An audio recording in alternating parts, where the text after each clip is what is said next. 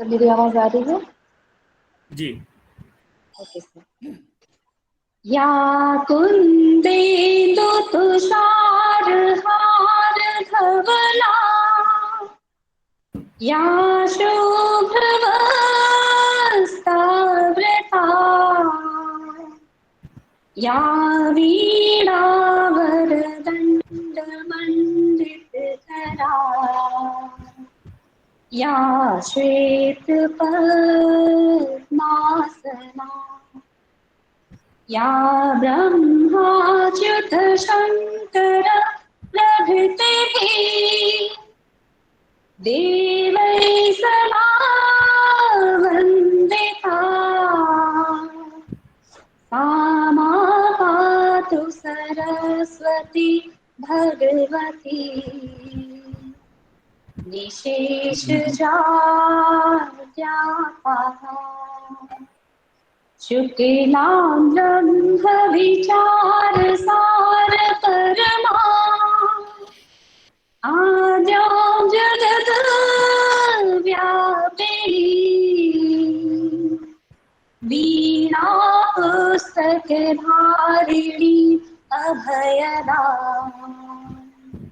जाड्यान्धकारापहा, जाड्यान्धकारापहा. Thank you, Dr. Kalpana. Welcome, sir. So, first of all, I would like to invite today's esteemed guest of honor, Professor D.B. Chaube sir, the former professor, Department of Philosophy and Religion. He has served more than 35 years to the department, and as well as his area of specialization is the philosophy of yoga, the philosophy of Gandhi, and the philosophy of Deen Dayal Upadhyay ji. Second, the next I would like to invite Professor D.N. Tiwari sir, the former head of the department, philosophy of religion, to chair the session.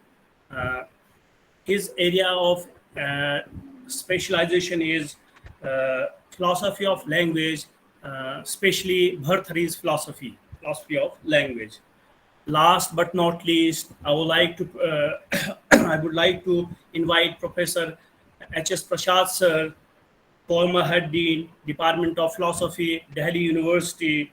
During his illustrious academic career of 35 years, he has published more than 40 research papers in various national and international research journals.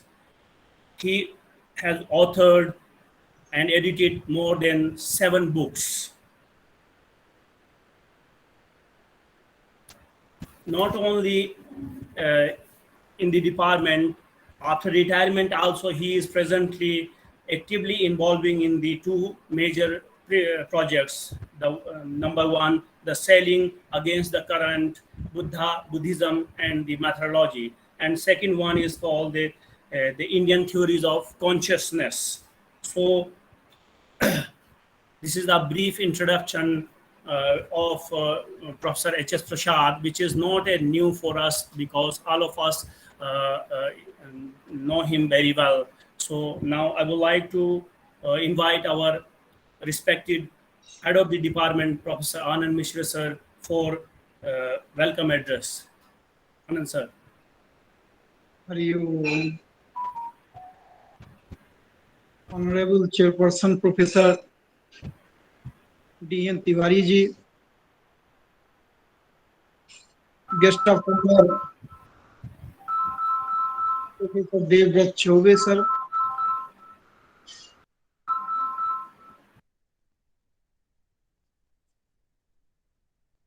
our speaker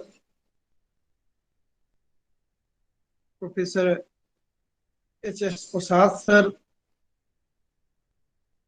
convener of the seminar Dr. Jai Singh ji, Dr. Kalpana ji, our colleagues, students and learned scholars, connected to the seminar. I welcome you all in this Saturday seminar. Friends, our learned speaker today is Professor H.S. Prasad.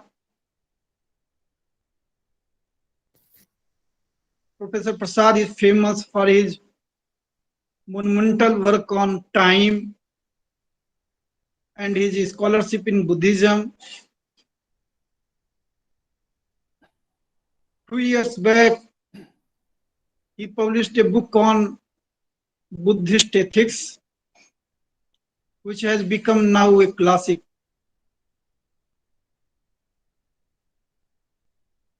Professor Prasad will speak today on the history and tradition of yoga. It would be really very interesting to see how a scholar of yoga conceives the tradition of yoga. For we know that yoga is nowadays identified with Patanjali yoga, though apart from Vedic traditions of yoga, there has been long, assertive, parallel agamic traditions as well as Sramana tradition of yoga. Being a scholar of Buddhism,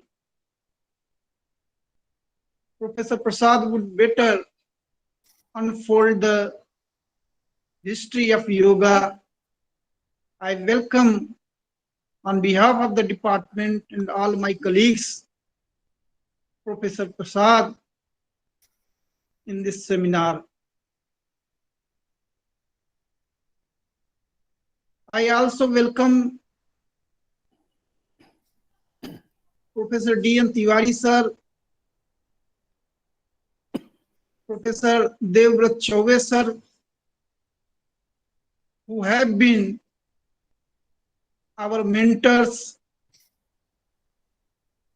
and who are known scholars of Agam and the Yoga. The department welcomes you, sir. Finally, I would like to extend a warm welcome to Professor Geeta Manak Tala, Professor Avinash ji, Professor Jyosna Srivastav, and a number of scholars whom I am unable to find out. Actually, the names are not coming on my screen, so that's why I am not taking their name. I welcome all these scholars, our faculties, and our students connected to the seminar. All of you are most welcome. Thank you. Thank you, Jasin ji.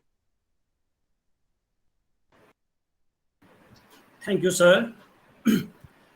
Now, finally, the time has come, and I would like to invite Professor H.S. Prasad, sir, who will today enlighten us on the topic, the history and philosophy of yoga tradition. So, sir, please. Thank you very much. Thank you. I'm really grateful to all of you, especially Professor Anand Mish and others, for giving me an opportunity to interact with you. I have been working on the problem of mind and consciousness for a long time. And you know that in Indian philosophical system, it is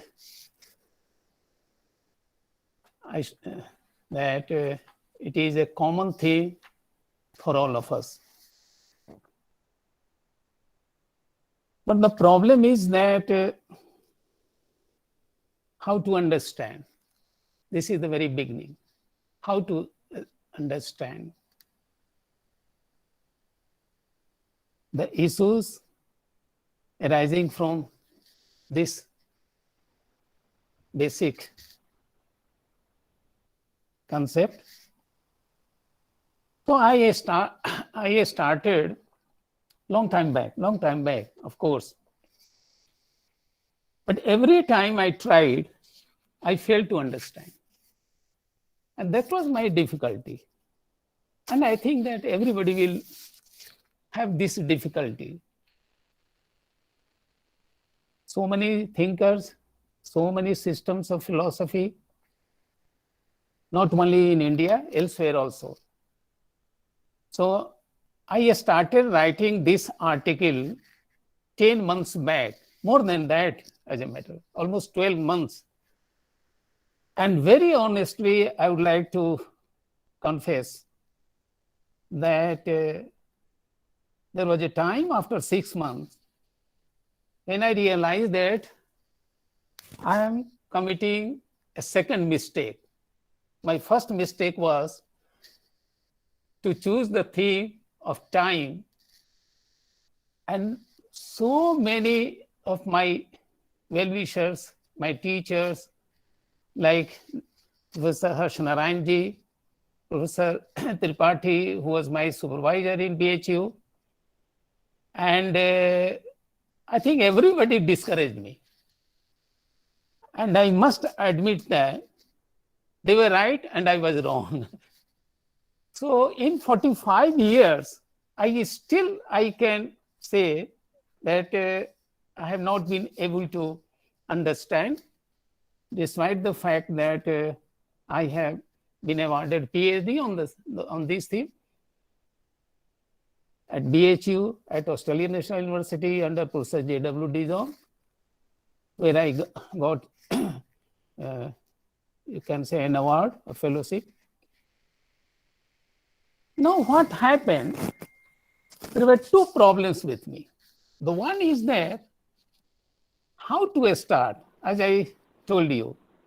So I started my principle, the very firm principle, that to begin at the beginning. That is the best way of learning, to begin at the beginning. I'm not a Vedic scholar. I'm not a Upanishadic scholar, although I have been reading all these things or rather everything. And of course, my focus on Buddhist philosophy of all variety. Anyway, I started. Another article which is in press, and that is the title, its title is, which should be the umbrella title for me, and the title is The Problematic Mind, Meditation and Deep Structure of Consciousness. This is the common theme for every philosopher I'm telling you, at least in India. That mind is problematic, and it is for everybody, whether it is a Buddha, whether it is, you can say, the Vedic rishis or Upanishadic rishis or all varieties of philosophical schools in India, at least. In the West also, this is the theme, actually, the theme. Why is it so? It is so that there is a common humanity and there is a common cognitive constitution. All of us are, you see, we are sharing with others. This is the system. This is given. The nature has given. But when we try to think over these problems, or at least the problem of mind, and everybody has the same thing, but the solutions are different. Approaches are different. Frameworks are different. So only 1 week back, I changed my, you can say, another article, which is actually so many changes I made. And the title, as I read it, that the problematic mind, meditation and deep structure of consciousness. And I try to relate the three. So one page at least from this one, from the abstract, and then I shall come back to my main article, my main research work. My main research work is not an abrupt or any kind of topic we used to give, or we accept, or you can say, choose. So I thought that let me start from the beginning in the historical manner. And in this historical manner, when we find that there is a progressive development and thinking or analysis and whatnot, and that in that process, I realized that there is an essential element of philosophy. Philosophy is growing and being diversified. History is not something which is without concept. So you can say history of philosophy or philosophy of history, and they go together. So if Buddha was there, then there was a context, historical context. When Vedas and Upanishads were there, there was a context. You can say there was a background also, and this and that, and so on. So I realized that let me start then with the Vedas, and then the Upanishads, and then I started, and then I found that there is no yoga concept in the Vedas. No, not at all. The yoga shabd is there, but that is not in the sense of meditation, actually. But to my surprise, that there is one sukta, that is Keshin Sukta, long-haired ascetic. This is one sukta is there, and then I started with that. So that way, and then I went through the Upanishads, the earliest Upanishads, suppose Brihadaranyaka Upanishad or Chandogya Upanishad or Katha Upanishad, which is doubtful whether it was as old as these two, but at least these two, and then 5 or 6 Upanishads I did. And then when I was going through the Sutta literature, which later on you will find that in the early 25 years I did not read any Pali literature, and that was the missing point, and that's why I could not understand even Nagarjuna, although Nagarjuna was taught in the MA and Yogacharya was taught or Dhammakirti, but without knowing the background, their continuity. So I could not understand Nagarjuna because I did not read Abhidharma, because all the 27 chapters of Madhyama Karika are focused on the Abhidharma as a critique, an examination, pariksha. So like this one. So then on my own, there was no Guruji for me. There was no, you can say, my colleague in Delhi at least. So I missed my, you can say, friends or scholars in Banaras, of course. And I should say that मेरी आत्मा तो वहीं है, शरीर यहाँ आ गया. अब इस तरह से जो कहिए कि एक डेकार्टिक एक डुअलिटी हो गई मेरी जिंदगी में. So, but anyway, I went through many books and literature and whatnot, the latest and the oldest, East and West, on my own. Now, this one, let me talk with that. Why is mind problematic? This is not my creation. Mind, I have not created. In the very beginning, you can say, in the very second one, that when Patanjali start with this, the first one, and you take the second one, Chitta Vritti Nirodha, you see in there, in the very beginning, that Chitta Vritti and Nirodha. Chitta Vritti, there is a problem, and that's why we are talking about the Nirodha, there itself. That single sutra gives an idea of lots of, you can say, problematic characters of mind, you can say, Chitta, etc. So that task was very much there, very much announced in the very beginning. Now, when I was reading also of other things, as I told you that the second title, which a few days back I wrote an abstract of that article, which is in press. I'm reading that one. I'm starting from that, and then I'm coming to the main article, you can say. So I'm reading this one so that the thing is in the very beginning itself, some clear. Let me identify the problems. Let me identify the ways of solving the problem. And then ultimately coming to the deep structure of consciousness, you can say, which is just like a river bed. You can see the waves, or we can see the surface of a river, flowing river, but you cannot see the river bed. So river bed, to catch the river bed, to reach that point is very important and very important, you can say. So this kind of analogy I have, and so many other things also. So I'm reading the one because extempore lecture, I sometimes somehow I'm not successful in extempore lectures, because so many ideas are there, and then every time in extempore lecture I had to reorganize, and then my writing over years and years, that is actually in a sense set aside. So I'm reading the text so that very slowly and clearly I would like to present before you.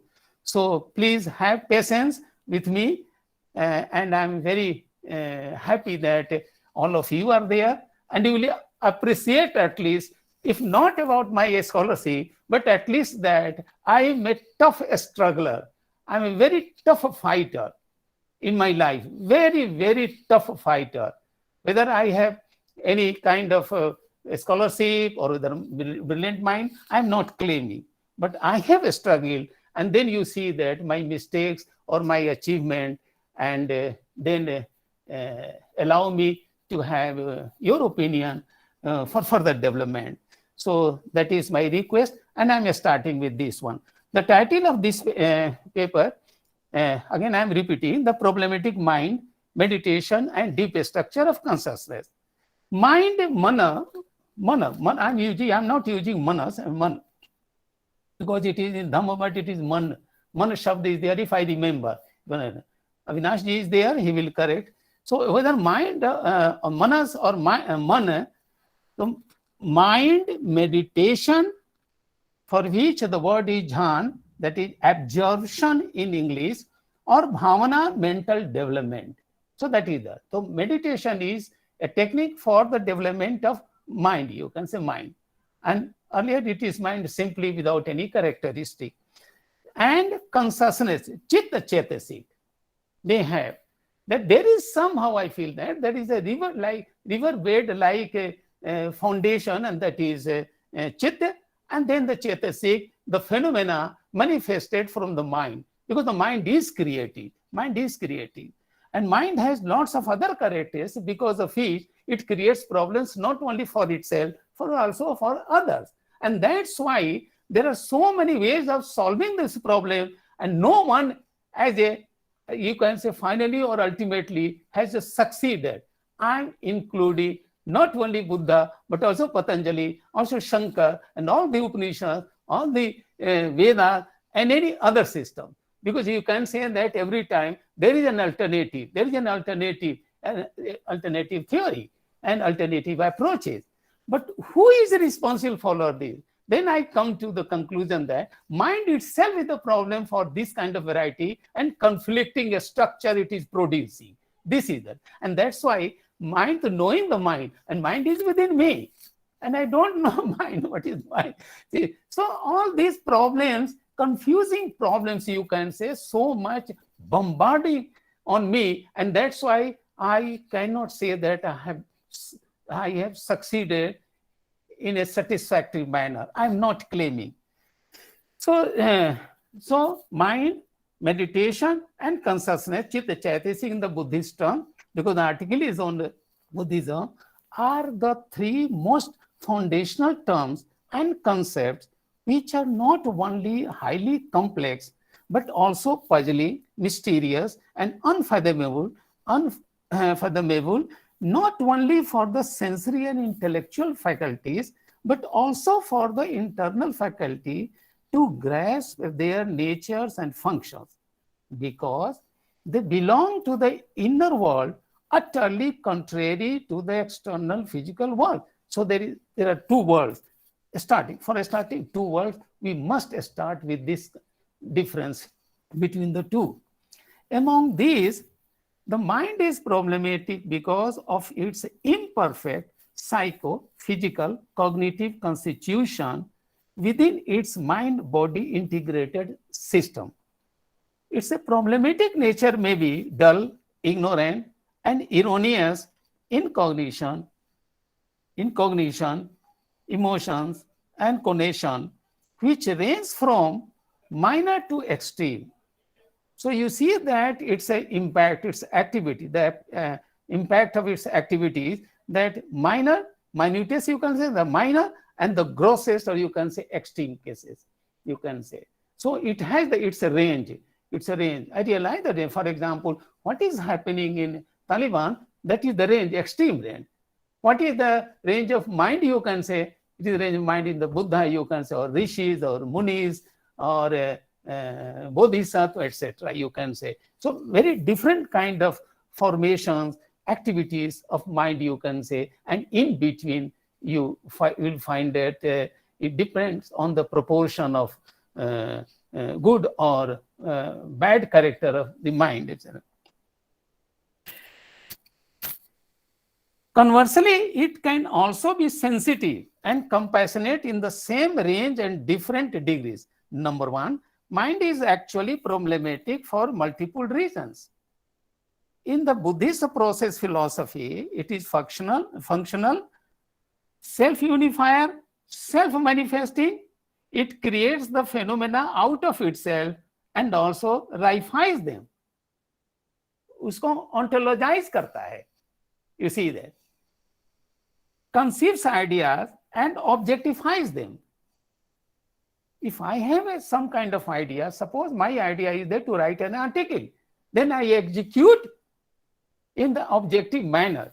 I write on the write in the book or on some paper, etc. So idea and its objectification, they go together most of the time. And for the people like us who are philosophers or academicians, you see.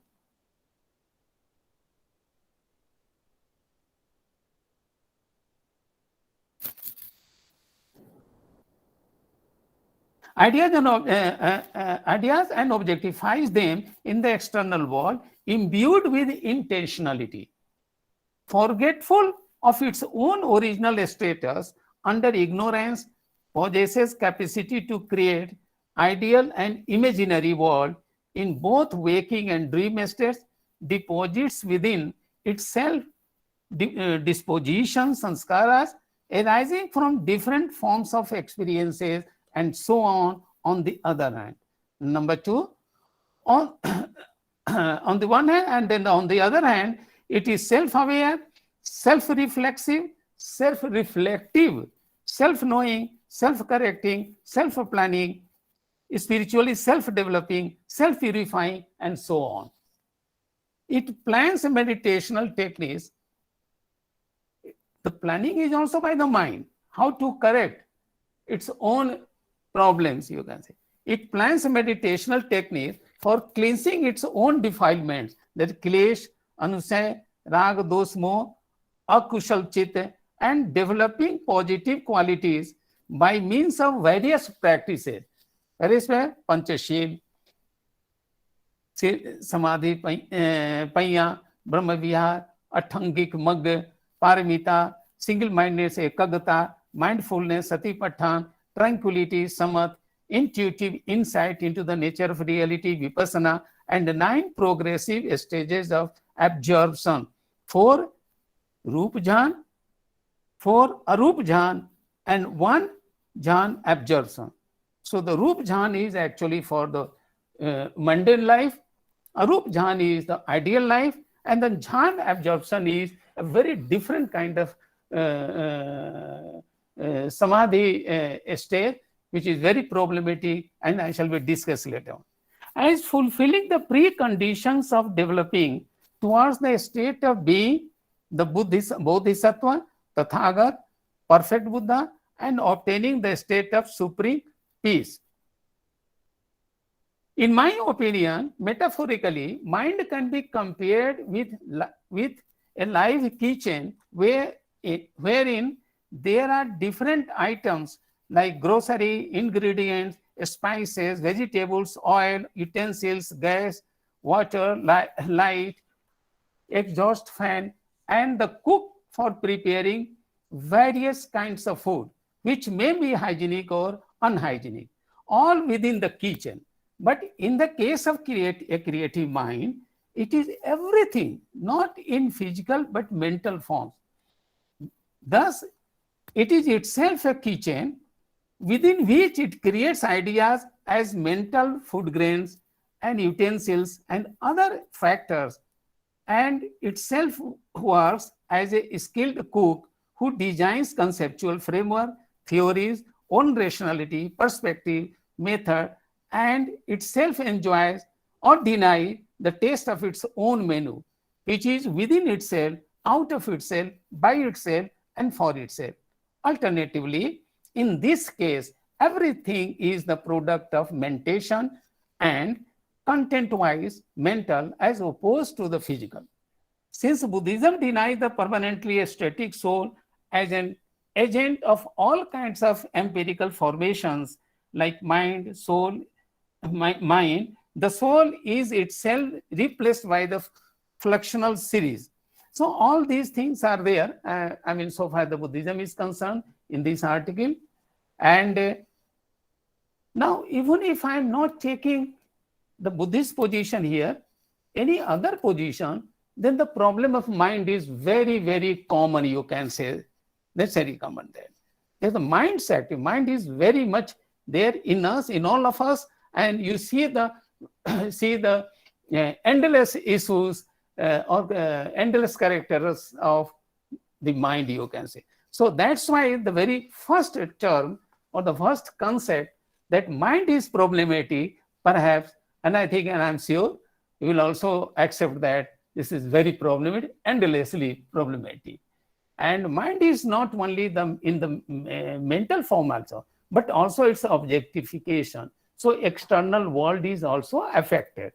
And then you see the problem the nature has created, and at the same time, the mind has created, always creating for myself, for others, and what not. Now I'm coming to this main article, which you'll find that this is a very strictly speaking in a historical manner. The title already shows.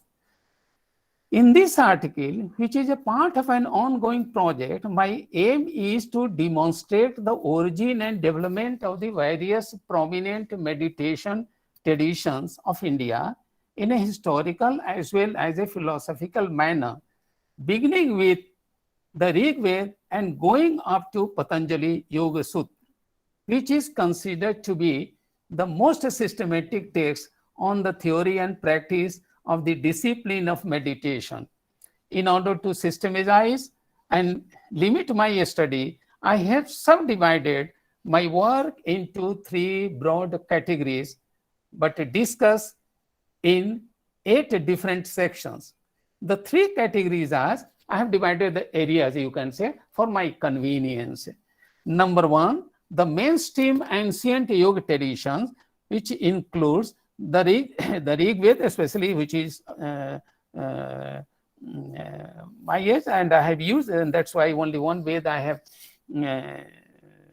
mentioned here, the selective Upanishads, and the great epic Mahabharata, excluding the Jain yoga tradition and so many others. So far, the mainstream is concerned. Number 2, the Buddhist tradition of meditation, which includes Satipatthana, Samadhi, Vipassana. So Satipatthana hyphenated all these 3, Satipatthana, Samadhi, Vipassana tradition. I shall be in a position to explain all these things in the process of my presentation. So technically, which you already know all these technical terms, I have announced here. And later on, as I have mentioned, that there are 9 stages, and those 9 stages are the proper structure given by the Buddha himself, the very first time, you can say that. That is my claim, and many subsequent writers or the schools, they have adopted. Patanjali has, you can say that as a whole, you can say that is influenced by the Buddhist way of doing the things, but it's a metaphysics and epistemology and other things are quite different. And that's why, in a sense, it is believed that this formulation is neutral, but what kind of contents you are pouring in, that depends on the thinker or the system, etc. So in the beginning, we can say only this much, and then when I elaborate all these things, then these things will be clear.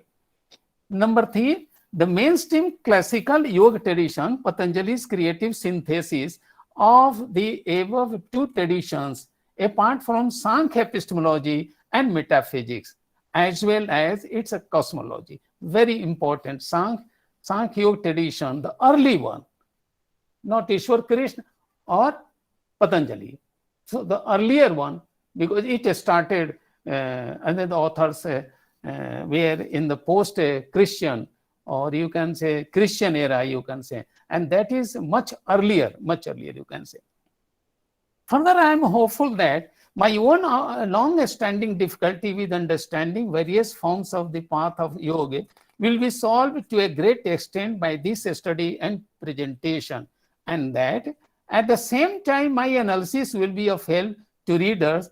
It has been very helpful to me, but I hope that my students, if not my colleagues who are more knowledgeable than I am, so I can't say that they will find some interesting thing, but at least for students, the way I have faced this problem and the solutions, I think the way I have struggled, the students must be struggling. But the problems are solved when you go in the historical manner, the development of the idea, the very basic themes, you can say, and developing into different forms of theories with different contents, you can say. So this we will find. And then I faced, and then I'm in a position to share with you. So who have faced a similar problem? My work contains a liberal collection of the original Pali and Sanskrit passages, believing that these alone are the most authentic evidence for what I am expounding. Sanskrit, in general, I am talking, it's not only confined to the later Buddhism, but Sanskrit as a language or as a literature covering all sorts of thought in India. It is believing that these alone are most authentic evidence for what I am expounding. I have relied heavily on the passages from the original text within traditions being considered, and most translations of these are heavily based on the translations and explanations of renowned scholars in the areas of concern for my supporting a better understanding of the subject under consideration. At the outset, I would like to say that the above three categories can be classified in another way. They can be put under two diametrically opposite groups depending upon their metaphysical views, which can be designated as substantialism, Atmavad, and eternalism, Kutasanityavad, on the one hand, and anti-substantialism, Anatmavad, and anti-eternalism, Anityavad, or dynamic momentary Charbhangavad on the other. So I can, even the Charvak will go to the substantialist side, although it is not very, you can say, happy with the consciousness theory, the Vedantic theory, or any other system. So this way, reclassification for my convenience. The Buddhism is on the one side, all others on the other side. And within them, they have their differences. And this is the beauty of, you can say, multiplicity of our thinking or philosophy and whatnot, you can say. As we can see, both 1 and 3, that is the first one, the mainstream, and the third one, Patanjali, these two categories belong to the mainstream tradition. All of which subscribe, phone off kar de, kyunki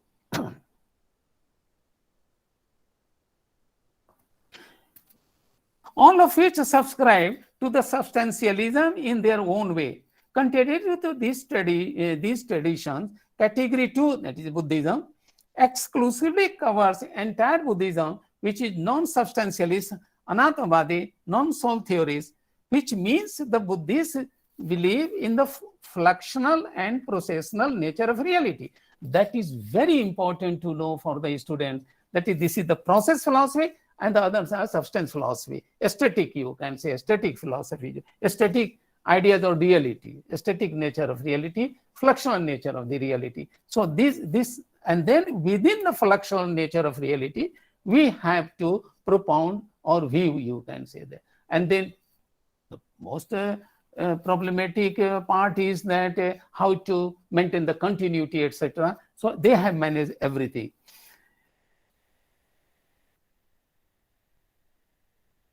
Whether physical or so processional nature of reality, whether physical or mental. Overall, the two opposite groups radically clash on the issue of essentialism, Swabhavad versus anti-essentialism, Niswabhavad, or permanent Shashwatvad versus radical momentiness. So this is the historical, you can say, the arrangement and the working, philosophical working, you can say. However, both groups present their own account of continuity and change, albeit rather radical, because this thing is very important to understand yoga philosophy, that how there are, and in between you said, as I told you, that early Sankhya Yoga is also involved in that one, and which has influenced the entire tradition of meditation, you can say. So we will come to that also, or in between, when we discuss, we will find that Sankhya, early Sankhya Yoga, which is the integrative one, not the two systems. It became two systems only in the Christian era only, Ishwar Christ or Patanjali Yoga. Separately, you can say, although still they are related somehow. However, both groups present their own account of continuity and change, albeit rather radically conflicting to suit their reflective philosophical, that is metaphysical, epistemological, ethical, and soteriological positions. It is interesting to note here that Patanjali is representing category 3, despite being a hardcore Shashwatmadi, Atmavadi, and also Ishwarvadi in a specific sense. Not only falls under the tremendous influence of Anatmavadi and Chadbhangvadi Buddhists, but also blatantly borrows Buddhist ideas, terminology, and a structural formulation of the path of jhana or yoga, you can say. Yoga, Buddhists actually don't use generally, but only in the Yogachar with the Asang you will find that this word is used, Yogachar Bhumi, etc., etc. But they have a very different. And until that point, they did not use yoga, as far as I understand. And they use the jhana or dhyan. This is. So it may be further noted that not only does he not acknowledge them at all, he manipulates and transforms the Buddhist concepts, which are, even manipulates not in the bad sense, the how to rearrange actually, in this sense I am telling, that they are reorganizing the ideas, and they have a cooking, you can say, that a cooking of the ideas or the theory or a philosophy, you can say. He manipulates and transforms the Buddhist concepts, which are, this may be, I'm not saying that it's a mutuality is not there. It's suddenly not that Buddhism has erupted and then suddenly started. He was also born and worked in a particular context, you can say. So that is a different thing, which are even criticized by his principal commentator Vyas vehemently. I shall make a brief comparison of the two meditation theories towards the end.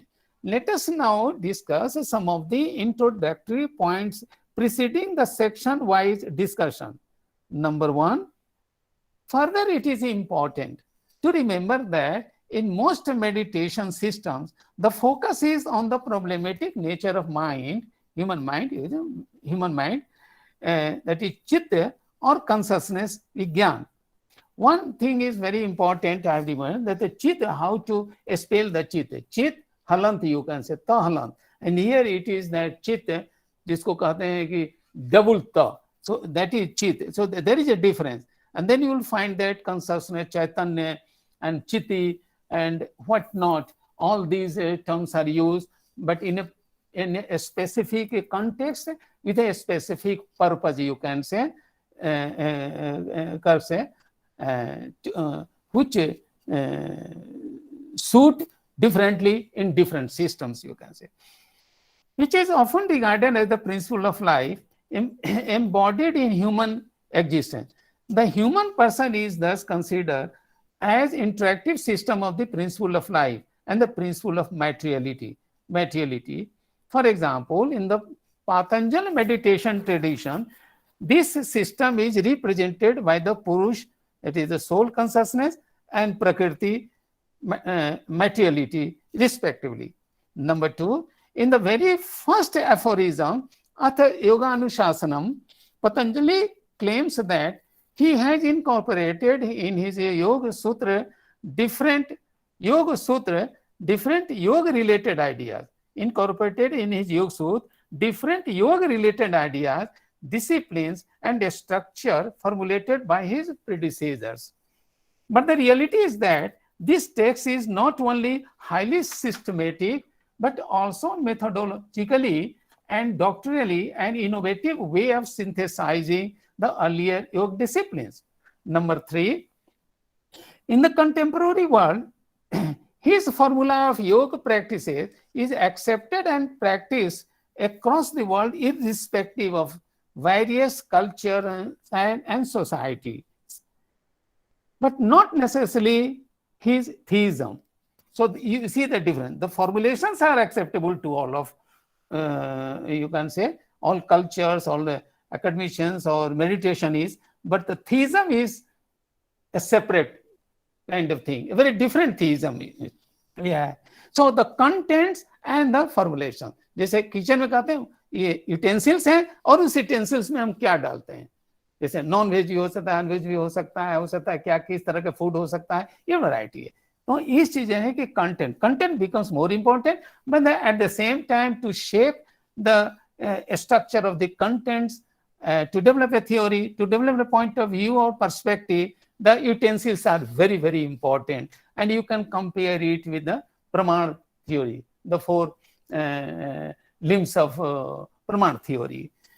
His technique and path of yoga is neutral to various conceptual words, and so it is acceptable to post-Patanjali all different philosophical schools of thought in India, like various later Vedantic schools grounded in the Vedas and the Upanishad, such as Shankar, Ramanuja, Sureshwar, and Madhva. Then Nyaya, Vaishesik, Jainism, and so on, which manipulate the technique of yoga in their own specific way to suit their doctrinal positions. Thus, we can find the phrases in the following manner in order to specify different forms of the yoga path. And in this way, the contents, you feel that the philosophical contents in the same in the Upanishad or Jainism and different, or in Buddhism, different from, you can say, Sutta or Abhidhamma or Abhidharma or Madhyami or Yogachar, and so on, you can say that. So this is, and that's why you see, for me, my problem every time I would like to tell about my wife, that how to arrange, what to do, how to manage. Then I have so many things. As I told you earlier, that bombarding of all these things, this is the variety. And then what happens in the hotel, that I have gone there. If you are in a dhaba, it's very simple. You have the chapati, you have the dal and the vegetable, and that's all. But if you are in a 5-star hotel, you have in the menu, the list is 500, for example. And that's why this kind of,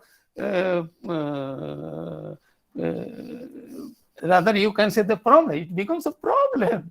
And that problem is the problem of the mind, by mind, for mind, and something like this one, you can say.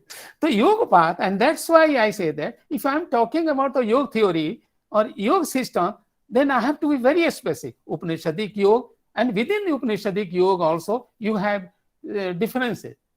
If you take Kathopanishad and then if you take other systems, then you find that there is a difference also. Or earlier Upanishads or other literature also will find. So differences there. So a specificity you can say to have this one, Upanishadic yoga, Sankhya yoga, because one has to be very precise. If I'm talking about Upanishadic, then which Upanishad you can say that? The Adhyatma Yoga, for example, in Kathopanishad you can say that, or in the Gita, Buddhi Yoga or Sankhya Yoga, or many other varieties you can say in the Gita. In the Mahabharata, very not systematic in the Dhyana Yoga chapter, but at the same time and that's why a researcher has to be very, very focused, very, very, you can say that, careful in assigning any kind of name to a system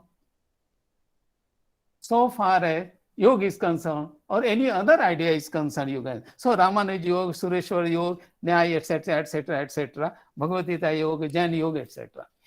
So you see, this is my problem. आप बिल्कुल चिंता ना करें, हम इतने सालों दुखी रहे तो थोड़ा आपको भी दुखी कर तो ये चीज है कि और मैं खुश हूँ, स्ट्रगल करने में, दुखी होने में खुश हूँ, कोई बात नहीं, दुख निरोध कैसे होगा. Now number 4, if on the other hand we use the word योग with a special y, capital कर देते हैं कि योग जो है कॉमन चीज है, y small is specifically a specific one. It is specifically refers to the yoga of Patanjali, which is grounded in the Sankhya metaphysics, epistemology, cosmology, and soteriology, with many modifications in them. In many modifications. So that's why you can't say that Patanjali's yoga is or Sankhya, they have been, there is a duality now in the Christian era. And then if you take early, that distinction is not there actually. The scholars, the researchers have established this one, and I have agreed. Further, Patanjali shows his theistic commitment for which he is called God-centric, Seshwar. God नहीं है सांख्य में, तो God जो है योग में आ गया. तो शेषवर दोनों का एक चीज जो है integration, there you can say the relationship, gradually it was diluted and it became a kind of dualism, you can say that. This part is vigorously pursued by his commentators like Vyas, Shankar, Vachaspati, Vigyan Bhikshu, and Bhojaraj, and is quite different from Sankhya, which is considered godless Nirishwari. Number 5, it is to be noted that the Buddhists do not use the word yoga throughout early Buddhism in Pali or Sanskrit suttas, Maliya Vidhan or Sanskrita Vidhan.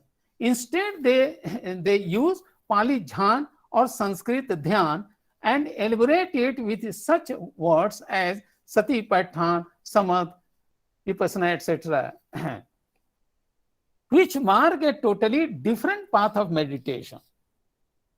But meditation, in English, meditation everywhere I am using, you are using, and then yoga and jhan and dhyan and what not, you can say. You try to understand that they appear to be system in multiplicity based on the different system, etc. But at the same time, we are using the same word, whether yoga or dhyan or meditation. And that also creates a problem. And that's why a writer or a thinker has to be very, very specifically focused on the term. And it's a development, and it's a use, it's a context, it's a framework, etc. The word yoga, however, is used by the later Buddhists as the title of a school of thought, Yogachar. This school, Yogachar, propounded by Asanga.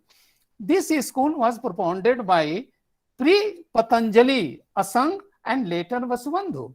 Asanga even names one of his seminal texts as Yogachar Bhumi.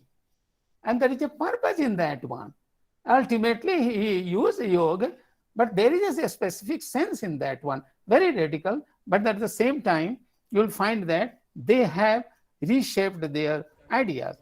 But the use of the word yoga here is clearly not similar to the Patanjali's use of the terms. Because after all, formulation, where is it taking you? Where are you going with this one? So in this yoga, in the Patanjali's yoga, you are going in a very different direction. Whereas the yogachar of Asang is going in a very opposite direction, you can say that. And that's why one has to be, one false, you can say, prey to confusion, because the word is being used. And I have seen that people take it as if that both are the same. Of course, yoga is yoga, but that is not the case. And you know, the scholars, my friends, the professors who have, whom I have known, and everywhere I find that they know this problem. Note that different Buddhist schools of thought, namely Theravada, Sarvastivada, Vaishnavism, Sautrantic, and the Mahayana tradition, mainly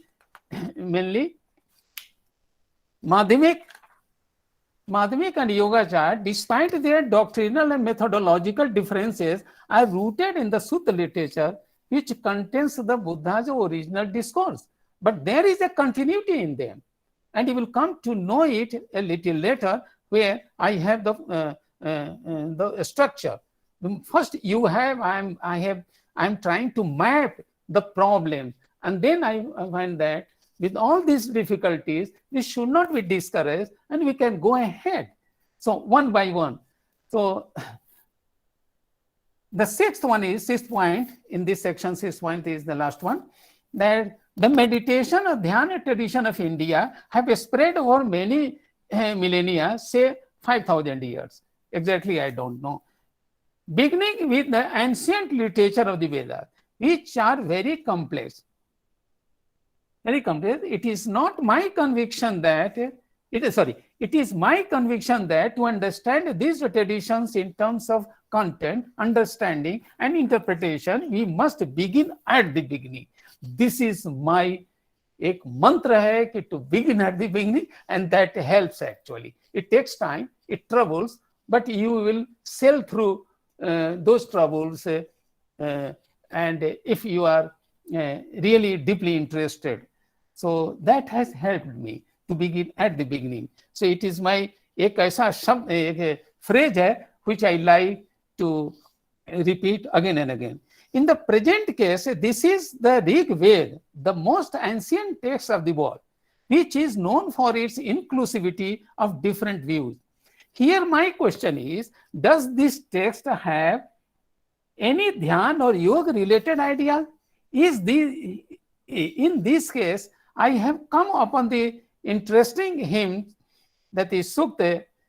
Even though this Ved does not mention anywhere the word yoga in the sense of meditation, it does present a hymn called Keshin Sukta, hymns on long-haired stage. Number is 10.136, which describes a world-denying individual scientific ascetic tradition, also called Muni or silence tradition, which aims at the question for transcendent truth for the sake of his own liberation. And this will be my beginning in the present article now. Now I am really literature-wise, I am starting with the Rig Veda and with this Sukta.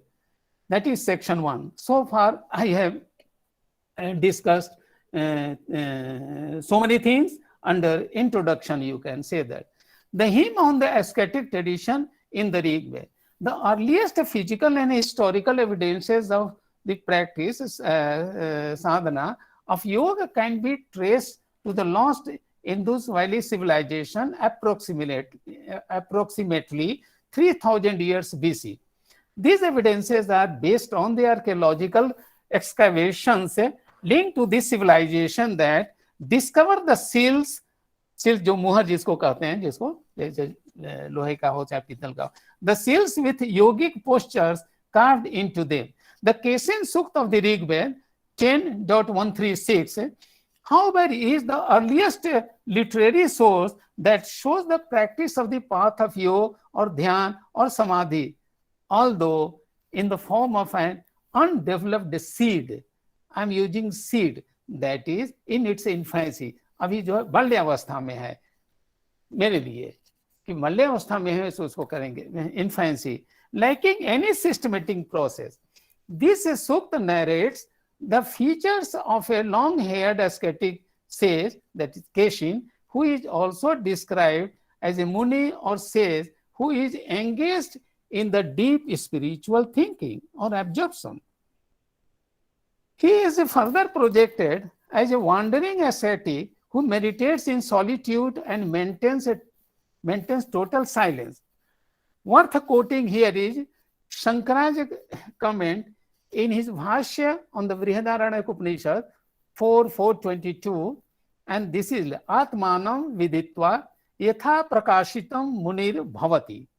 अब इन्होंने he is trying to integrate actually that, suppose for example Rishi traditions and Muni traditions, and then he is trying to relate the two traditions, you can say that. This is how I have understood. Mananan Muni Yogi. Yogi Bhavatyartha evam viditva munir bhavati nanyam. Here it is said that it is because of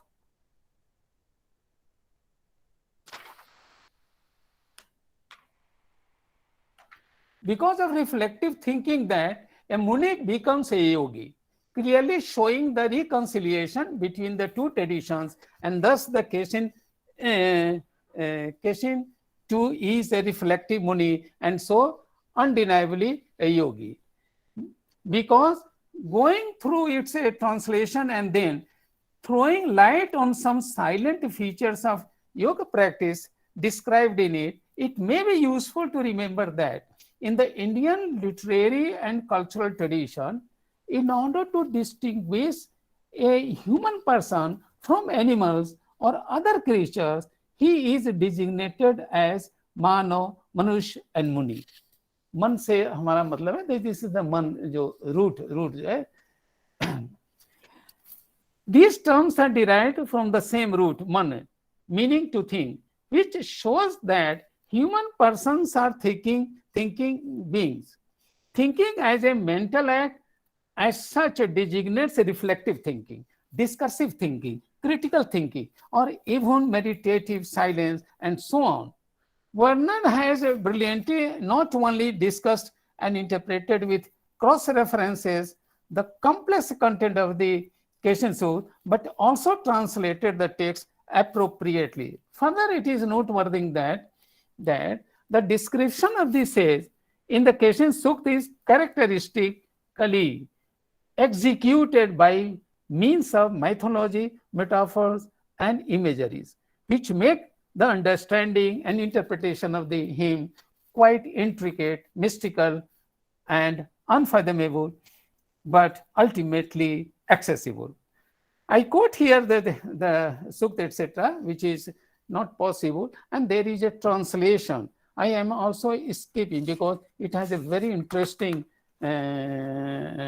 idea, and as I told you that it is in the form of mythology, metaphors, and imagery. So I'm not taking this one. It will take too much time, and for me also it's not so easy to.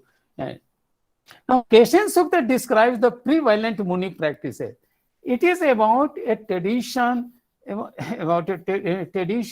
I'm focusing on this one because it becomes a harbinger of the later yoga tradition. So it's very important that Muni Parampara becomes the harbinger of the later yoga tradition, and this is in this paragraph. I'm discussing this one, and then I, of course, gradually I'm moving towards the details, you can say, or to other themes. So in a historical manner, I'm going, and then I'm finding that, you see, the development of the yoga tradition is and it culminates in Patanjali. So this is my teleological intention, that I have to end in Patanjali's yoga philosophy.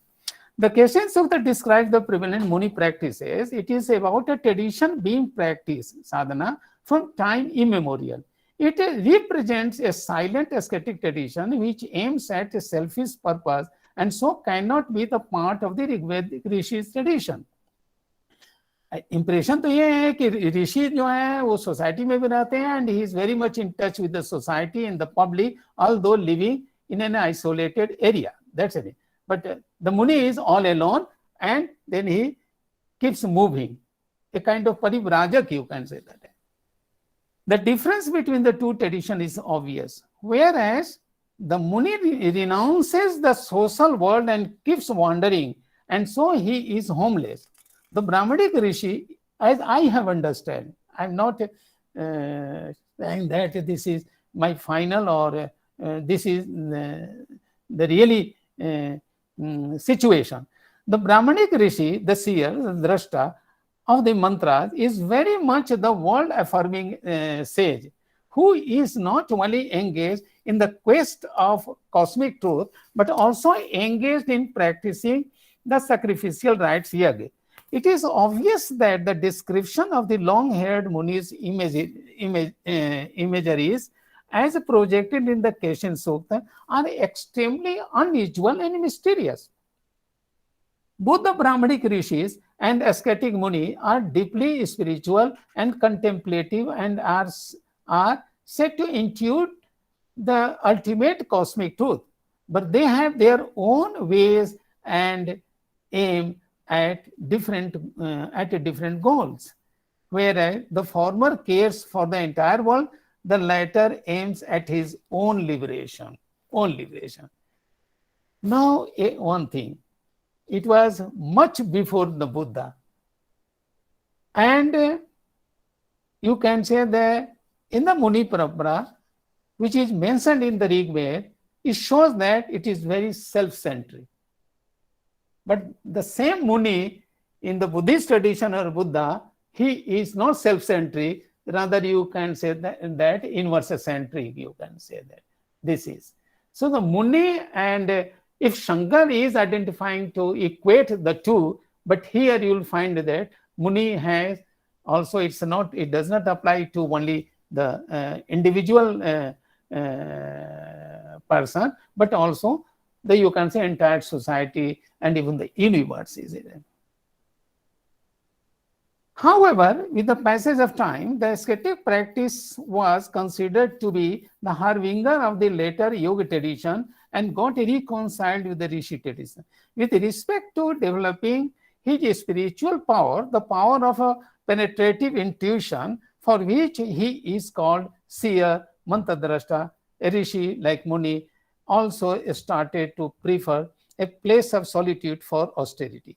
लेकिन एक चीज है कि तपस्या के लिए एक solitude place चाहिए and spiritual practices, upasana.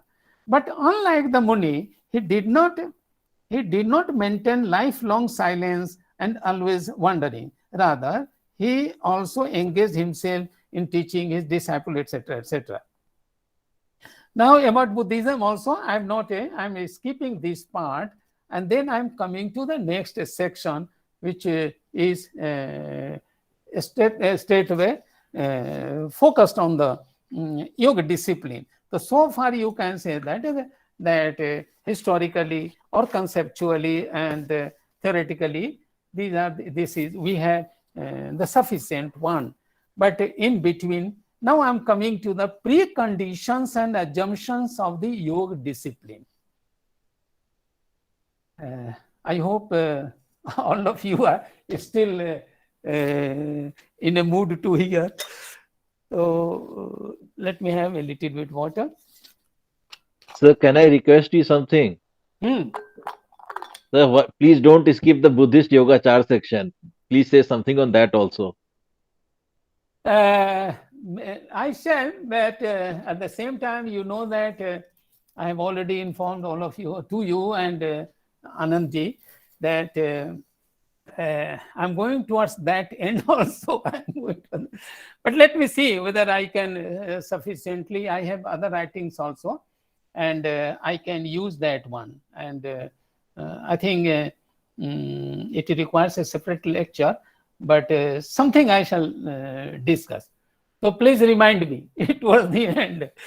Okay. The section 2 now. Preconditions and assumptions of the yoga discipline. Needless to say, since the yoga discipline is devised by and for human beings, it is primarily most crucial to understand the constitution of human beings themselves in terms of cognitive, physiological, psychological, ontological, axiological, cosmological, and soteriological. ये सारी चीजें, all these things are this terminology, they are also very useful, and we cannot neglect them, you can say that. So with the growth of these such ideas and theories and all these other tradition, these things emerged, and things make divisive also, at the same time problematic also. But anyway, this is the fact with which we are working. So we have to face, we have to facilitate so that we can elaborate the ideas, and for that we have to specify each concept and its relations, etc. And you know that how do you write an article or a book article? So the building blocks are required. For this reason, broadly, we can divide our life and existence into 3 parts. Number 1, the external aspect consisting of the 5 cognitive senses, Bahindriya, which interact with the external world and generate some type of indeterminate experience. Indeterminate. I will accept indeterminate, but nirvikalpak and sabvikalpak together. If you take Buddhism, it is nirvikalpa, pratyaksh is nirvikalpa, direct interactions. If you have other systems, like you can say in Vedanta Paribhasha, etc., you have the Chaitanya, Prama Chaitanya, Pramana Chaitanya. You see, you try to understand the way they are trying to, they drag everything inside, and they focus the whole program, the workshop within the domain of mind. Everyone must remember that meditation theory is within the mind, within the domain of the mind. So it is not the surface level. Surface level already we have abandoned. By arth says, so this is the process. Gradually, you are moving towards the deeper and deeper inside, you can say. This is the process. And how does mind, all alone, and managing this plurality created by itself, for itself and whatnot. The second is the internal sense, antarindriya, antakaran, mind, manas, etc., which is both passive in receiving the information from the external senses and active in organizing and structuring them in its subjective way on the one hand, and in generating different type of determinate experience on the other. What is the issue? Phenomenological issue is that if I am seeing a tree, the tree does not enter into my eyes, but there is an introduction. So there is something given in the process. How does the tree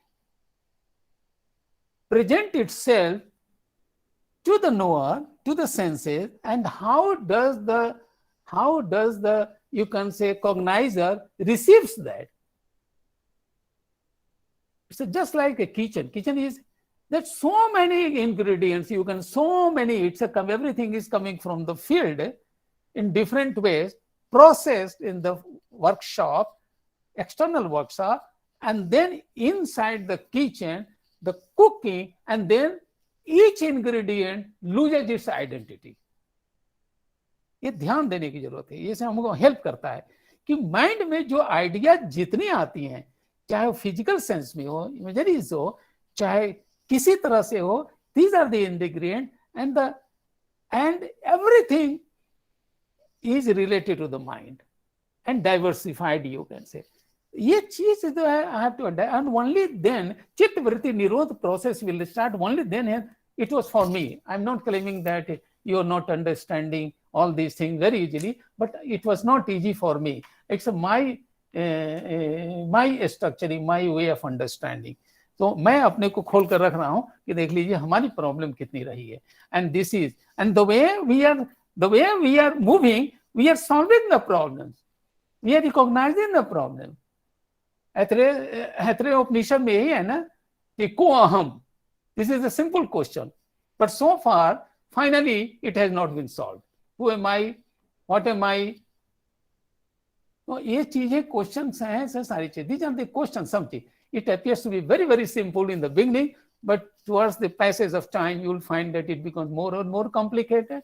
But at the same time there are different ways of solving. So this is also possible. So is subjectivity, say, organizing and structuring them in its the contents. We feel that this is the physical one, this is the objective one, external one, but now it has become the mental one. A mental one through mentation, the acts of mind itself. Number 3, internal omnipresent life principle called soul or self, Atman, which is the passive knower of the whole drama. अब इसमें कैसे करें? Internal omnipresent life principle called soul or self, Atman, which is the passive knower of the whole drama. This is a general account of the cognitive constitution of humans and functioning. Now here there is something, that there is another factor, that the mind is connected, chit is there, chit. Then what is if I introduce soul or Atman, and then the Brahman, and then the mind is there, now Prakriti and Purush, if you put the two together in some relationship, then things become more and more complicated. What is the role of the soul? What is the role of the mind? What is the role of this and that, all these things? But at the same time, later on you find that your alamban is of different nature. It is not going by art. It is not, it is. So you will find that at every stage you are solving one problem, you are solving, and 10 problems are created, you can say that. So if you enjoy, I enjoyed. Okay, I'm getting 10 more actually.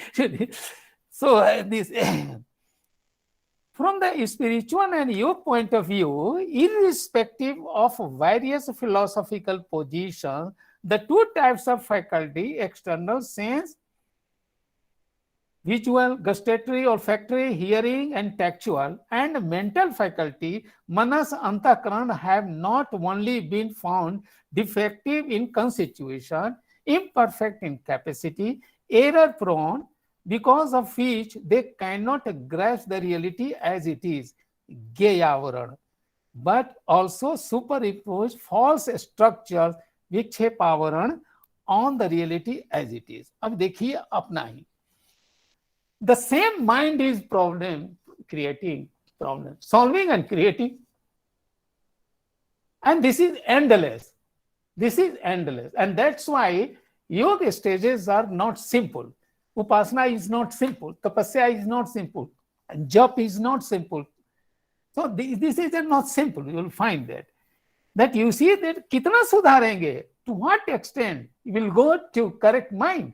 And then ultimately you will find the very dangerous conclusion in the in the meditation tradition, which is called Sangya Vedayita Nirodha. That even the perception, the feeling is also eliminated. So you are as good or as bad as death. That is the 9th verse, Sangya Vedayita. And both Buddhists and Patanjali, they are using this one. So you will end in death. And it is so frightening to practice yoga, that this creates a problem for you. So be ready for that one. This problem that you are ending towards towards death, you can say that. There is a possibility, although the thinkers, they have tried to solve this one. That is one. But you will enjoy. If you are, I'm very sure that you will enjoy, because the way things are developing. This implies that the creative nature of the mind generates a series of mental construction, vikalpa. Both are using. Buddhas are using, but also the Patanjali is using vikalpa. So vikalpa is endless, you can say that, which is actually empty in content. Content nahi hai.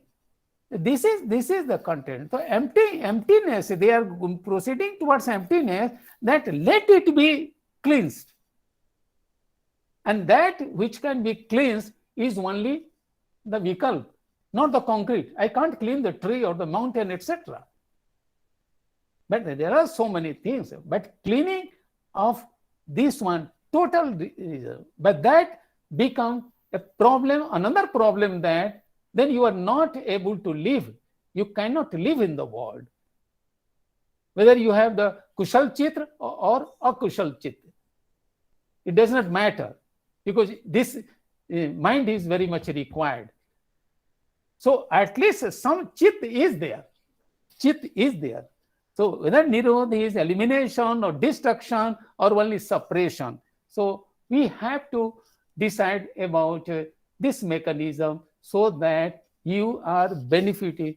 A neophyte or an adept or a yogi or sadhak is benefiting so much, you can say. This implies that the creative nature of the mind generates a series of mental constructions, like forming a concept, associating a word with it, imposing linguistic grammatical structure on it. This is because the whole thing is inside, and raifying, objectifying it one, and in addition, through its essential nature of intentionality. Intentionality is very problematic, but at the same time, without that, we cannot live in the life. So Vishayanmukhata, which we have in Nyayabindu Tika, this word I am using here. It projects a phenomena, or it projects phenomena which is erroneously taken as corresponding with the conventionally unknowable external world. Because you are not knowing the world external as it is, rather through this one, intentionality. And intentionality has the mental character, you can say that. In this process, the mind generates passion, attachment towards the so-called objective world. Here, the very first success, that how to first link को कैसे तोड़े, that my relationship in some or the directly or indirectly with the external world, you can say that. So this is that somehow the first link has to be, you can say that, broken. And in this one, the objective of the very first stage in the yoga tradition or yoga processes, you can say that. Moreover, the mind's nature and functions are not only complex, but also mysterious. How to explain this complexity? This becomes a mystery. Because you are cleaning all these things from the mind. Whether it's a concept, whether it's a language, whether this or that, everything you are cleaning.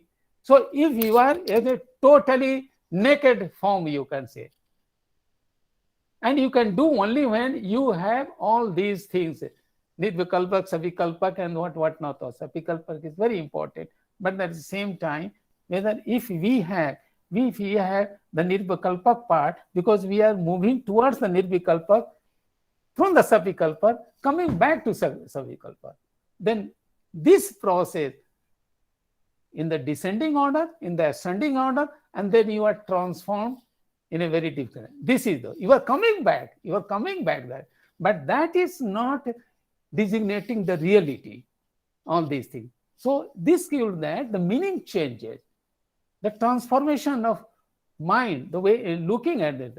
So mind is transforming itself. It is for this reason that in the yoga theories, both types of the sense faculties are considered to be corrupt and problematic. Both external senses and internal senses, both are corrupt. And I'm telling you, later on we will say that both are corrupt, but there is something which is the inner part, which is very silently hiding, like disposition. So you'll find that all these are corrupt.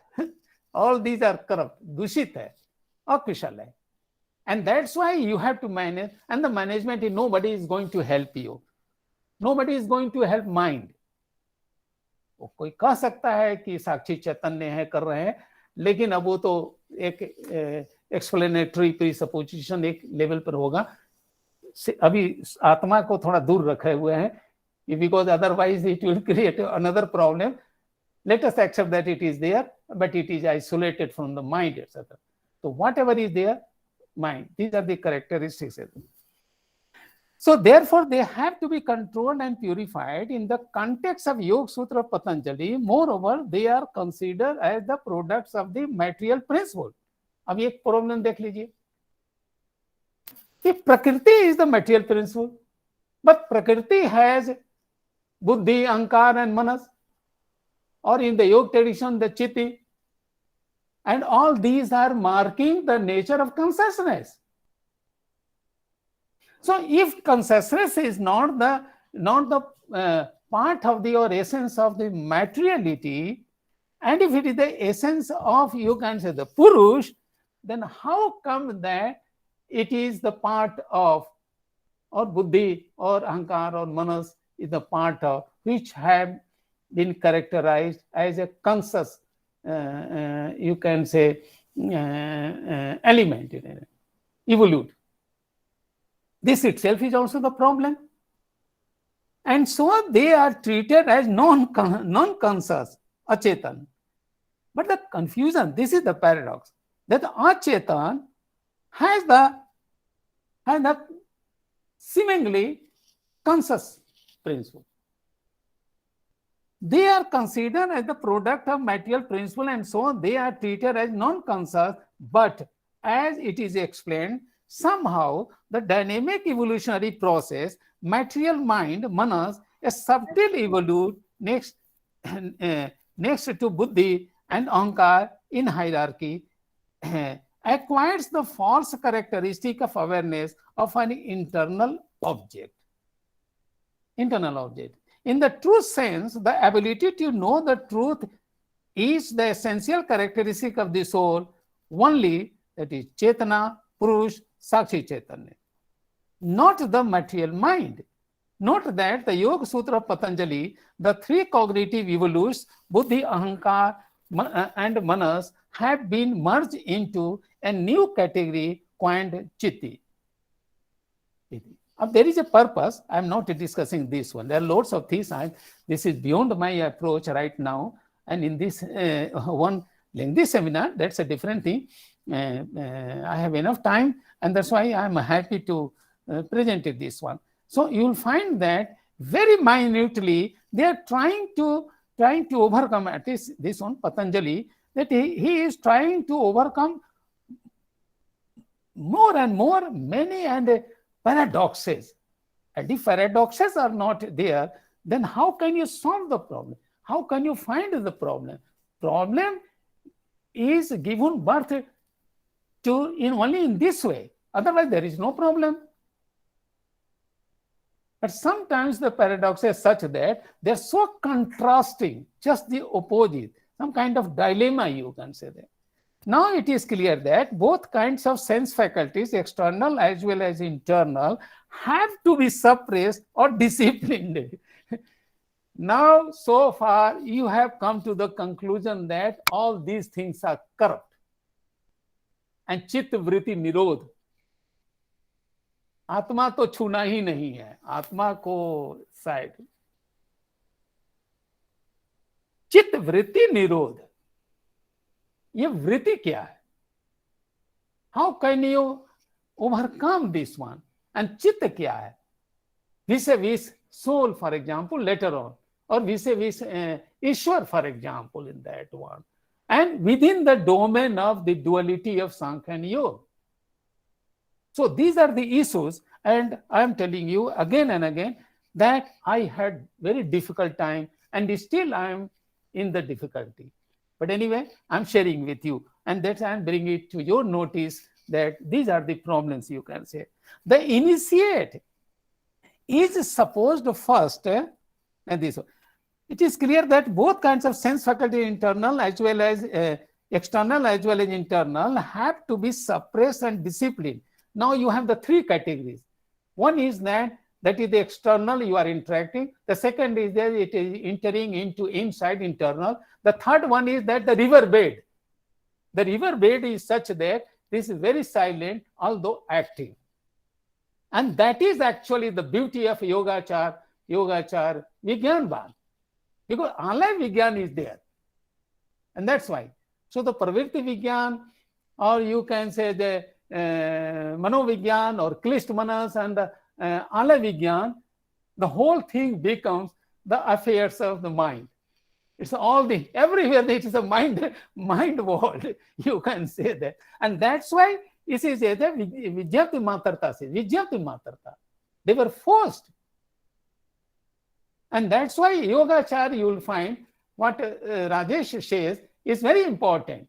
But I'm not sure whether I'm going to take up this one so many. Because, but anyway, it's very important. How does Buddhism culminate its sadhana or yoga or dhyan or jhan into this formulation 7 or 8? It's a very beautiful tradition. But anyway, it's our tradition. The initiate is supposed first to detach the external. So what is the process? And then I shall come to the formulation actually, the exact formulation. That let is the break, a breakup.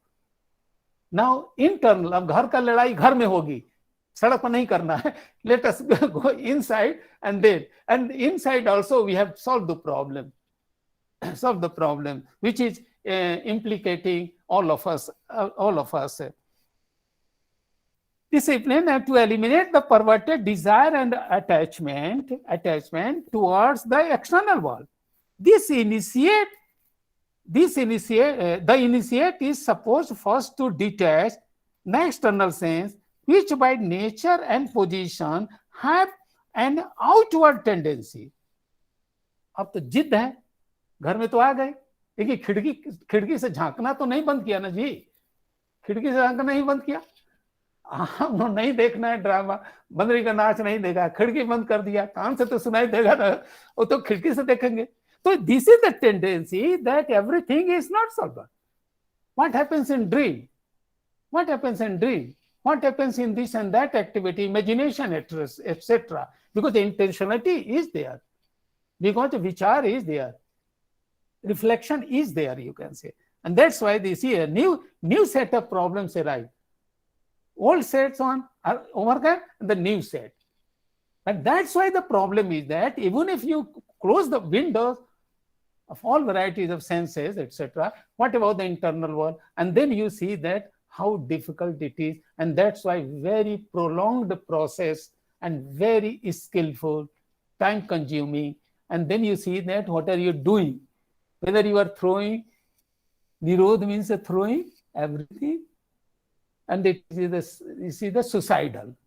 The suicidal, we are going to commit suicide as a matter of fact. And that's why it's very skillful. And that's why ekagata, very alertness, satipatthana. And that's why samatha. That's why vipassana.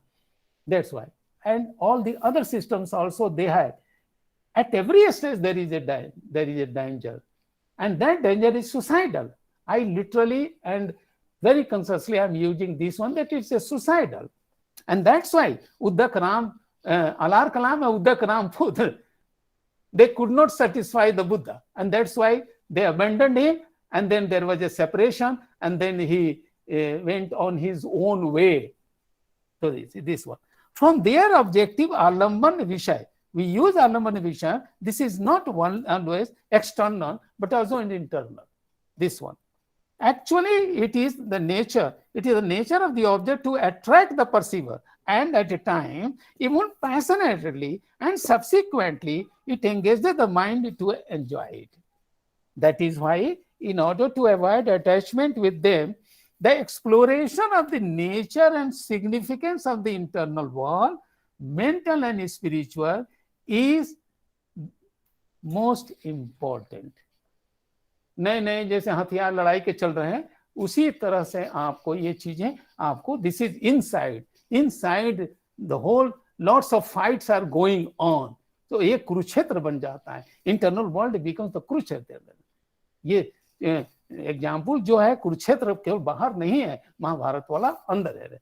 And then you will find that how does it end in Upanishad, that you see how does he manage in a very skillful manner the Upanishad. However, eventually the mind does not remain unaffected and often exposed as false. However, eventually the mind does not remain unaffected and often exposed as false and empty in content. Mind का कैसे हो सकता है affect नहीं होगा? Exposed as false and then empty in nature, if you can prove, and that will come in the different stages. However, as a result, such factors give rise to ending suffering. Therefore, it is necessary to explore and realize the true nature, status, and the roles of one's own mind and self, so that one can overcome his suffering or her suffering and attain liberation. Thus, the problematic mind is supposed to make attempts to withdraw itself from its attachment. Let us start with the very first stage, to begin at the beginning. Her stage, but to begin at the beginning. Rag to the sensory mental objects in order to cultivate detachment with rag. To begin with, this is the beginning of the path of yoga. This with rag becomes. But the most difficult task is to work out and follow the details of the complex process of meditational aims, that is, achieving the soteriological goal. I shall discuss this issue later in more detail. The preceding analysis makes it clear that a detailed systematic program of the progressive path of the yoga discipline must be charted out, which is not found systematically in the Vedas, the Upanishads, or the Mahabharata. However, it can be admitted that this set of literature has certainly laid some foundations, particularly those later foundations or assumptions or presuppositions or whatnot, and the Mahabharata, which fall in the post-Vedic period, जो post-Vedic में, to preparing a semblance chart of the discipline of yoga. It is most remarkable to note, contrarily, that it was the Buddha, early 6th century BC, and early Buddhism followed by the later Buddhist literature, which presented a detailed program without any grounding in the non-Brahmanic and non-Jain conceptual framework. It is no surprise then that Patanjali has thoroughly followed the Buddha and the Buddhist, namely this and this, while systematizing his theory of, and so many scholars have worked on this one. Gokhale, my friend, he has written an article and he has published translation with commentary published by Springer, if I remember correctly. In this context, it is important, although I have not used this, I came to know it late, but when I elaborate this one, because this is not the end of my presentation, so the writing is concerned. In this concept, it is important to mention that in the early days, since the time of the Vedas, the mainstream tradition of the meditation believed in most trusted assumption of every kind. The yoga discipline that works out a path of meditation and subscribes to the practice of tapas, upasana, jap, etc., so that they can collectively restrain the external sense and purify the problematic mind. कहते तो जरूर है कि purify करना है mind को, लेकिन इतना आसान नहीं है। और यहां तक नहीं है, मैं आपको बता दूंगा, जो मुझे लगा कि पूरे जो है पतंजलि में भी एंड तक नहीं सॉल्व हुआ, कैवल्य में भी, केवल पाद में कैसे, या पहले जो भी हो, विभूति हो, साधन हो, चाहे, तो उसमें अगर देखें तो प्रॉब्लम छोड़ जाते हैं। So many problems are solved, but still the problems are there for the commentators to elaborate them, to overcome them. And this is the beauty of the tradition or tradition. Next section is definition and purpose of yoga regimen. It is a fact that the genesis and development of the yoga philosophy, methodology, and practice sadhana from its infancy to maturity. आपको, I hope you remember, in the very beginning, I talked of infancy of some kind of meditation, you can say. In English, only that, some kind of. English is better in the sense that it covers all these things, all these different terminologies there.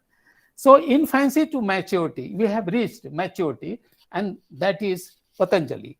And then Patanjali. This maturity is also seen in the Buddhist tradition also, and in a very different camps, opposite, you can say, Atmavad and Anatmavad. What a beautiful, you can say, situation, isn't that one is situated in one block, another is in another block, and then the two are face to face, influencing each other, sharing each other. But anyway, this is a different exploration. Have taken place in the land of India, this country, that infancy to maturity have taken place in the land of India as well as within the indigenous ancient intellectual tradition of India. It's a preeminent values of harmony, peace, blissful, nourishing human life, spiritual development, and liberation in the world, Jivan Mukt, as well as the liberation after death, Videha Mukt, compel us following anger that we can call it the fifth Purusharth.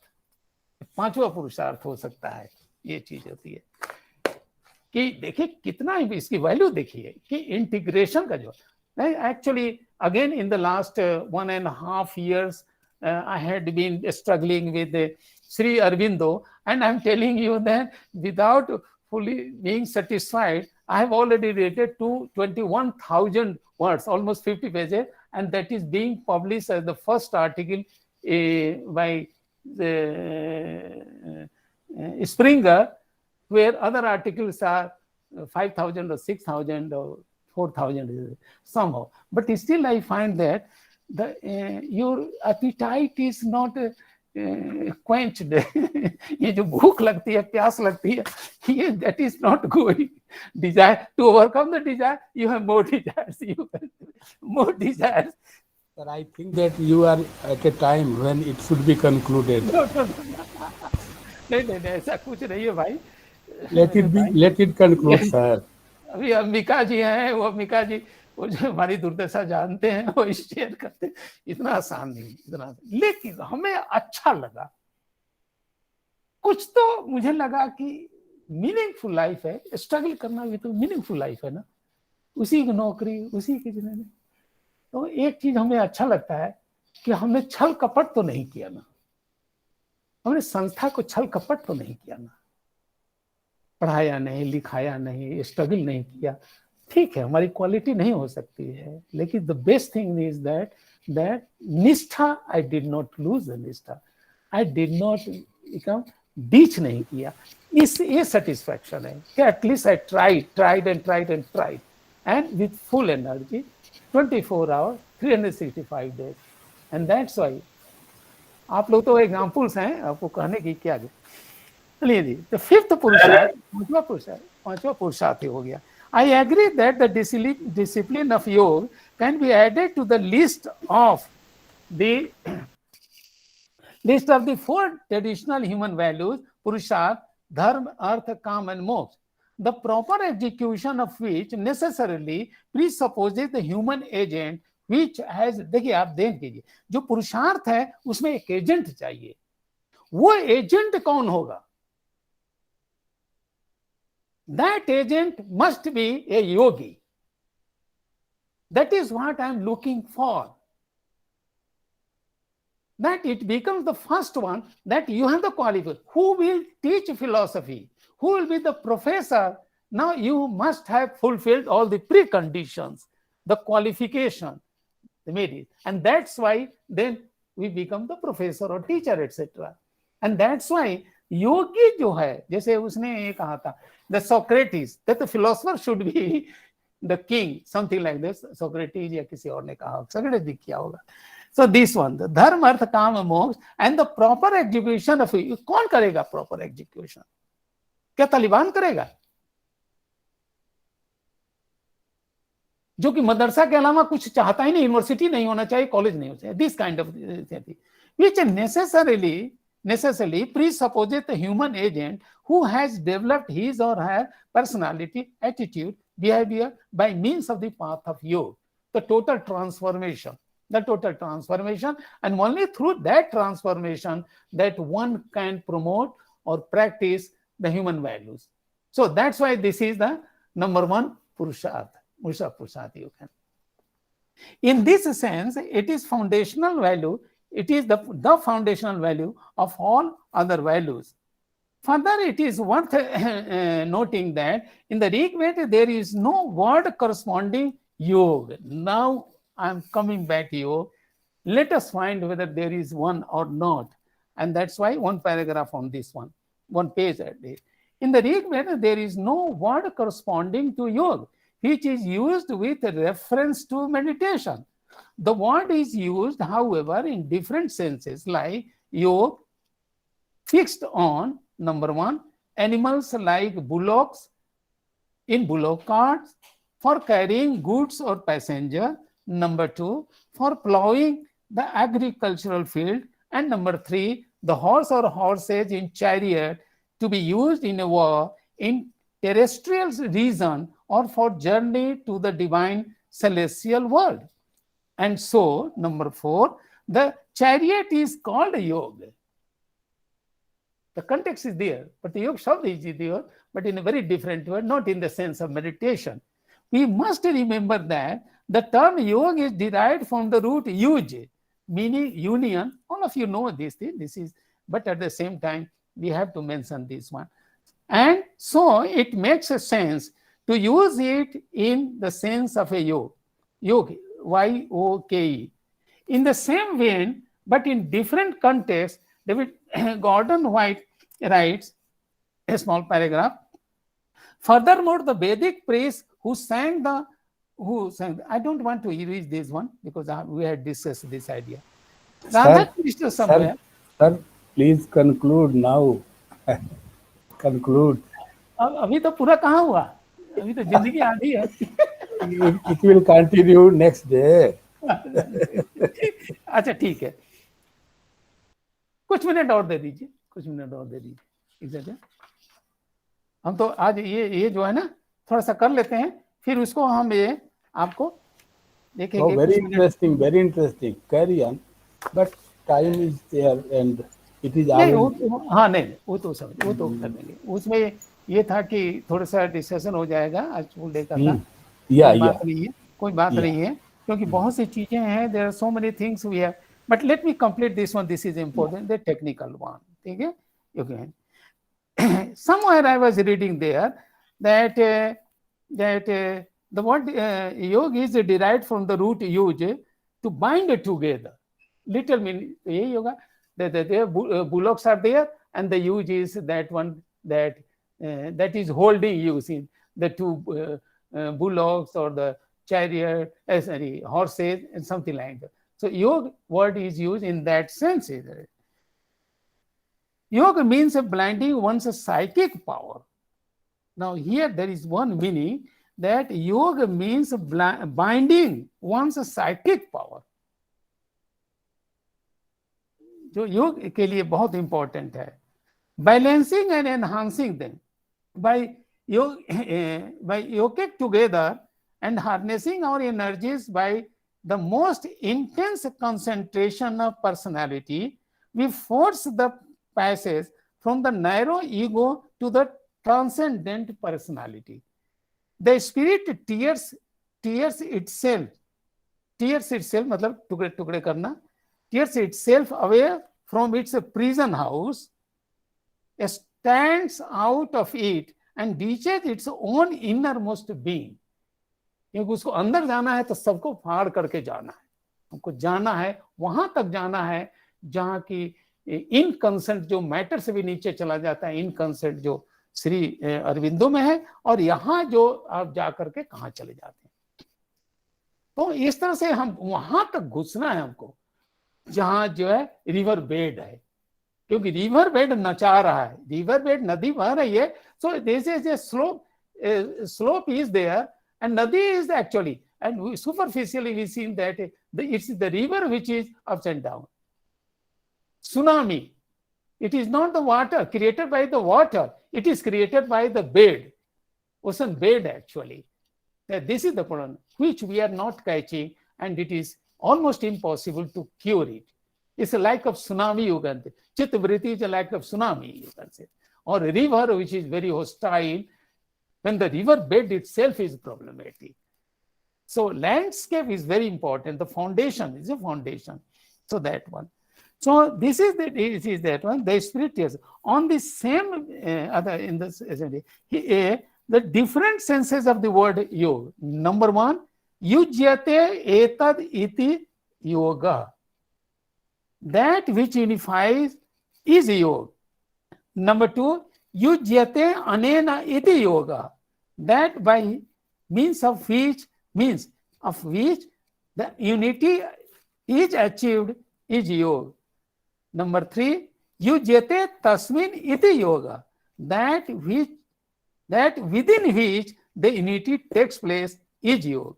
Another meaning of yoga can be found in the Brahma Sutra Bhashya 213, where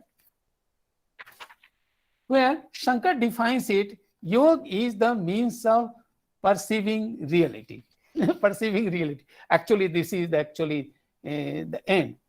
Ath tattva darshanabhyupayo yoga. Now you have 4 definitions at least. There are many more. Now I have summarizing and say that the next one is the paradigmatic shift of the meaning of the word yoga.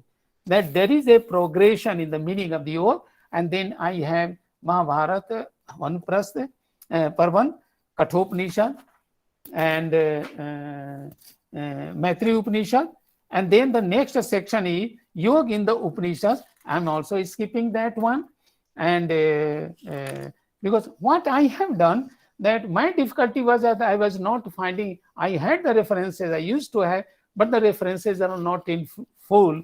So I had spent lots of time to find the direct quotations, and I have used in the main text actually. So terminology and all these things. So this one is quite a bigger one, and I'm seeing. The next one is which when I have the next section is Buddhist meditation theories and its influences on later development, and it's there that in this one that I have so many stages, you can say preparatory stages. I have discussed that one, and then I have Jhan process, preconditions of that one, and then the formulation which I have a structure, process, and fruition of the 9 jhanas, which is very important, where there is a vitark, vichar, piti, sukh, kagata, and that way there are 5 more, and all these stages I have, and then I have Mahabharata and the Bhagavad Gita, where in the Mahabharata I have taken Dhyan Yoga chapter, which includes the dialogue between Bhishma Pitama and Yudhishthir. And there the Buddhist formula is also accepted, although not in the complete form, and that's one. And then a very interesting things I have found in the Bhagavad Gita, where different yogas are, you can say different yogas are, or a variety of yoga, like this one, where I just 4 or 5 in the Bhagavad Gita I have discussed the context. In that context, he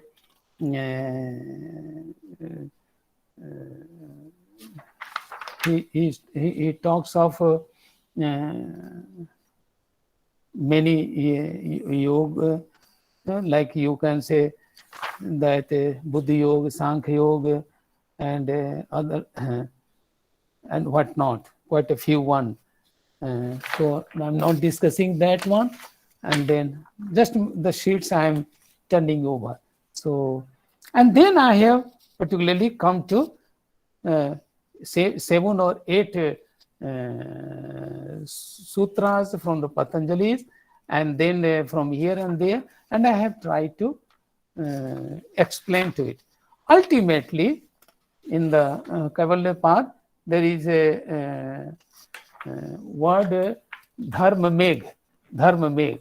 Dharma meg is taken from, of course, like many other technical terms, and dharma meg and the 2 words that the 5th, the 9th stage is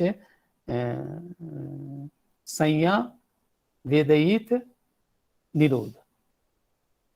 कि एक योग के and में जो है perception is not possible, is not there, one is deprived of possible, one is deprived of feeling, and that is the ultimate nirodh of chitta vritti, you can say that, and that creates lots of problems, but their solution. Another thing is that what is the meaning? If Purush is liberated, one individual benefit, so what should he do? Should he end the life as the Muni does in the Rig Veda Sukta, or should be acting as the Bodhisattva, which we have the Buddha? So dharma means that the virtues, you can say, the virtues. It's so there is a class there, Patanjali ends there without solving the problem, that what is the end in the interest of the humanity or the society beyond self-centric interest, you can say. And dharma may, where the Buddhism has taken it seriously, it is just like the cloud, that rainy cloud, it moves to all areas without being you can say biased in a particular area, and it tries to cool down the area, you can say that. So the virtues, how does it translated? The end is translated into the virtue ethics, for example. This is that one. And in the Kaivalya path, that one is liberated, one, because there is a plurality of Purush in general, or Prakriti as a whole, and Purushas are many, and that way you can say that in the Kaivalya path, that if liberation is there, then what is the value for the society? What is the value of the society? This is a very serious one. And how to restore? If one becomes Vedantin, and how does, at the same time, whether he surrenders it's a company with the Sankhya system, or when it was integrated with the Sankhya. So all these issues are raised. So I stop here, and I really did not realize that but anyway, this is a great pleasure for me that I Tiwari ji आपके आज्ञा का पालन कर दिया हमने Thank you, sir. और Rajesh So नहीं nice. दिखाई दे रहे हैं, केवल फोटो दिखाई दे रहा है। मैं यही हूँ। अच्छा अच्छा Sir, now the house is open for the discussion. हाँ So, and a rich tradition. I'm happy that we have very rich tradition. We have all sorts of problems and all sorts of solutions, and at the same time that we have no clash with any other group or other way of doing the same thing. So questions okay, are now invited, it's please. please I go have ahead. a question, sir. I want to speak on this. Am I allowed to speak? Yes, sir. Okay, thank you very much. Let me congratulate him for a nice deliberation wherein he has tried to spotlight that the yoga is a very nice science that grapples with the problem of mind, self, and realization. It distinguishes two aspects in the experience, namely the object and the changing content, which represent the external reality and the pure subjective consciousness. And that witnesses this count and just empirical self is complex of the body and the mind. However, he has said one more thing, that in early Buddhism, the word yoga has not been used, because I will have to speak a lot of things because he has touched the wide spectrum. So skipping all these things, just I want to inform you, sir, that in Pali Tripitaka, the term yoga has been used in very, very different ways. Because sometime it has been used as a bandhana, bondage, and at some time it has been used as moksha or liberation. And in that way, if you happen to go to the text, you will find some words: yoga khema, purva yoga. It has been used in negative term and positive term in Anguttar Nikaya, where it has been said that because of this yoga, man has to take birth again and again. Then Kama Yoga, Ditthi Yoga, Avidya Yoga. In Brahmajala Sutta, you will find 62 types of yoga. So there is a wide range of term yoga has been used here. Second thing I wanted to spotlight, that in Patanjali Yoga system, it has been said Yogaschitta Vritti Nirodha, and in Buddhism it is said Kushala Chittasya Ekaggata Samadhi. So both are both have the same meeting ground. When the Kushala Chittasya Ekaggata Samadhi, it means ki the stream of consciousness is there, it is not going to be affected, but this stream of consciousness must be the pure and pious one. On the contrary, Patanjali says that it is Yoga's Chitta Vritti Nirodha. He has rightly said it is suppressing the consciousness and thought process. And Buddha has rightly said, because the entire thing is the manifestation of mind, Buddha has said, Handanam Chitmalam Chittam, Durakha Dunnivaryam, Uju Karoti Medhavi, Ushu Karyug Tejanam. So I feel that both the, whether it is Patanjali, both have, Patanjali might have imbibed the things, but later on, a Vishuddhi Magga came as the Buddhist yoga. It has also tried to systematize the entire Buddhist yoga in the form of the Patanjali, sir. So this is in brief I want to say you, because you have raised so many nice issues that has to be uploaded, and we do not have that much of time to speak here. So just simply pointed out, it is not the thing that Buddhism has not used the word yoga. Yoga khemanuttaram. Yoga khemanuttaram. So yoga shabd has been used in so many different ways in Pali Tripitaka, in Dhammapada, that you cannot, it has to be mentioned here. in your talk also. Thank you, sir, for a nice deliberation. Thank you for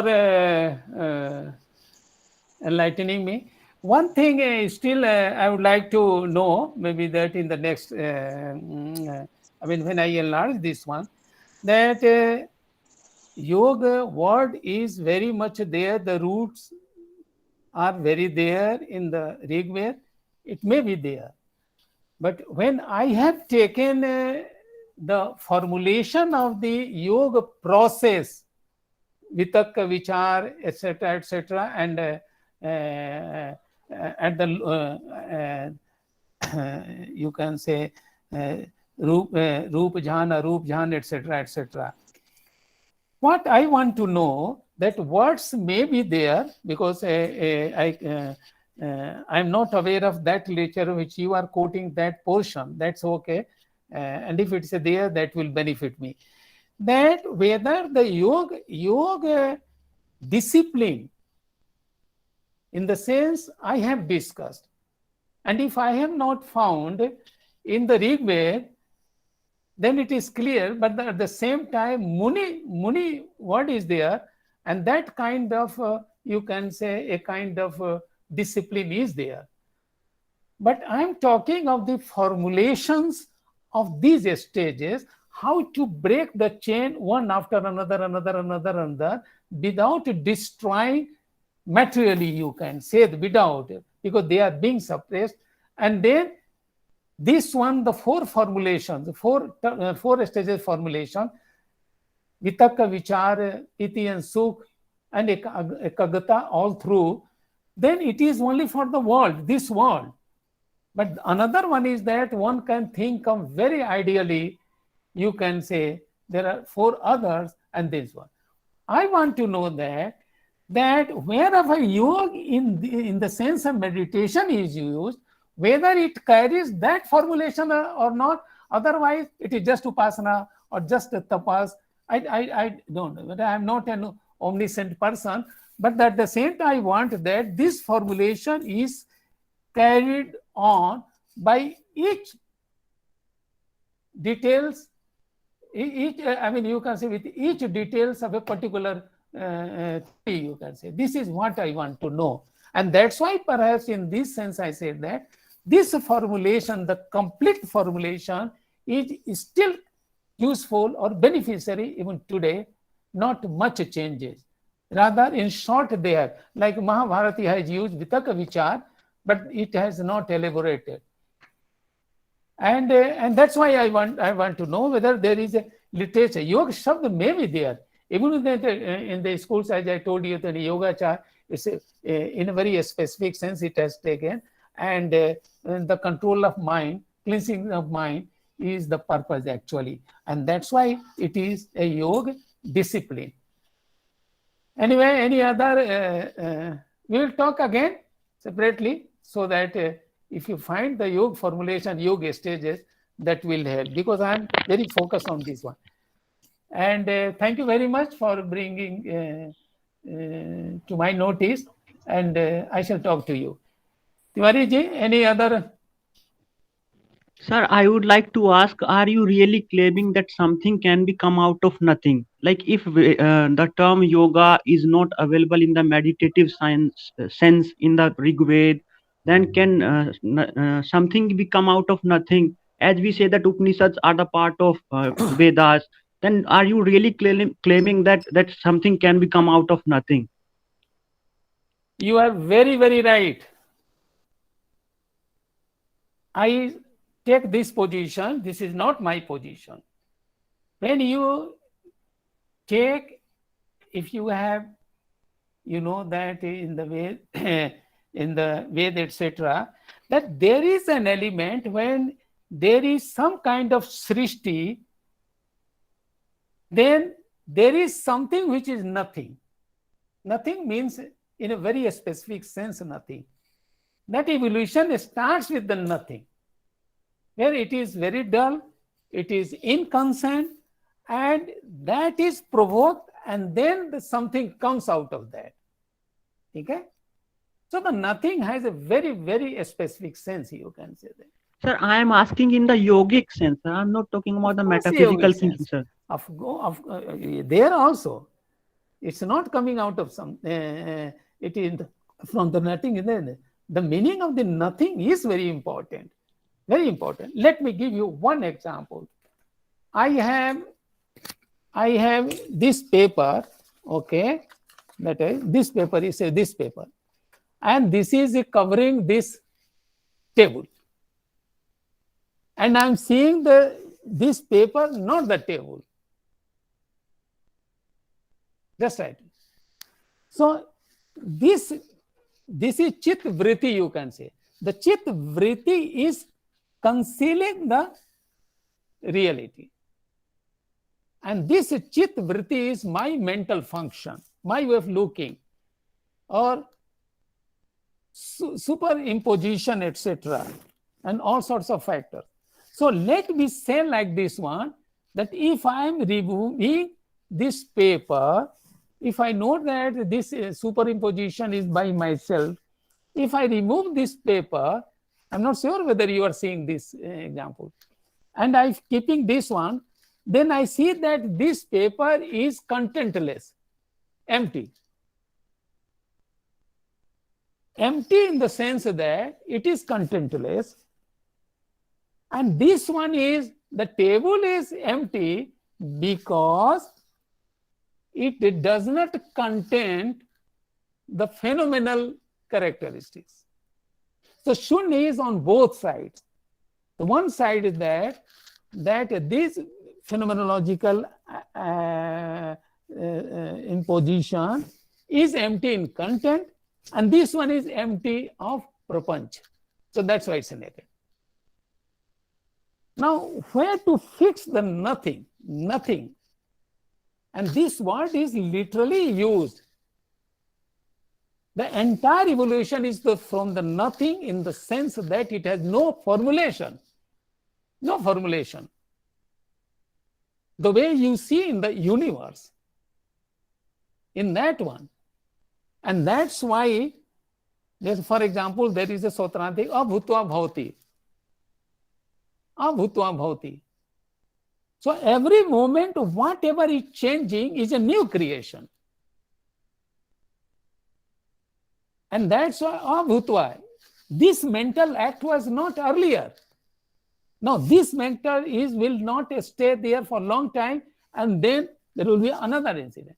So this is a very interesting one. This is not so simple to understand, and that's why Sautrantikas are criticized, but they have the seed theory. So there is a meaning. That this one is nothing has a very interesting metaphysical position. If metaphysics is not there, there is no disturbance in that one. You are looking for this one, you have the formulation, you are looking for the origin. So that way it has a very important role to begin with. If you read Sri Aurobindo's evolution theory, you will find the starting is inconsent, even below matter.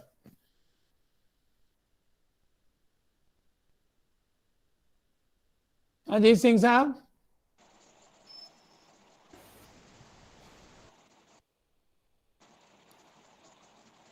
It was a very thought-provoking paper, sir. You have done a very nice lecture. Let me congratulate you once again. And one thing Rajan has tried to say, out of nothing comes, and all these things. It is regularly growing, because the method of yogas are specialized techniques of the introspection which are tested and intersubject agreements also. And in such a way, it is every day growing, and it is imbibing the earlier and producing something new as well. That's why it is not essential to know whether it has been taken from Rig Veda or not, because during the time of the Rig Veda, anything comes in a proper perspective. The problem arises, then you will give the solution. So when the life became complicated, the yoga system starts growing, and that's why it has got its feeble expression in the Rig Veda and express expression in the Upanishads. And our Patanjali Yoga Darshana has tried to contain all the elements of Upanishads and earlier texts that was might be yoga, Buddhist also, and he has tried to systematize in a better way. So even now, because when Vishuddhi Magga came, so yoga is a very growing tradition, and every day it is hiring and flourishing. So that's why we should not think in that way. It was not there and it was not here, and how it came in the way.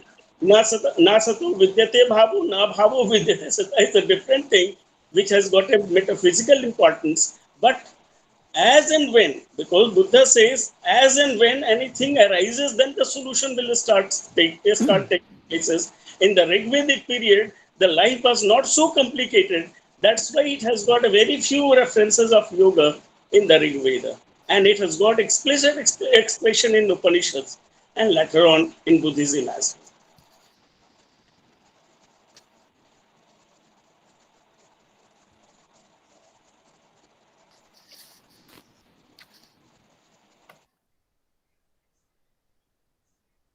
आवाज नहीं आ रही है आपकी? Sorry, sir. नहीं, कोई बात नहीं, Sir, we are really thankful to you, sir, for this illuminating lecture, and I think it's very fruitful for all of us, and our students are also very much benefited with this lecture. So, due to the shortage of the time, now I would like to our honorable guest of honor, Professor D.B. Chaube, sir, to say a few words. Chaube, sir.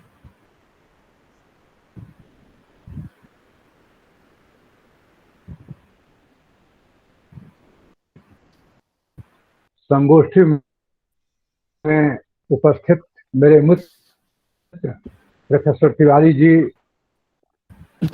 Prasad ji, विभाग के अध्यक्ष आनंद जी, संचालक जय जी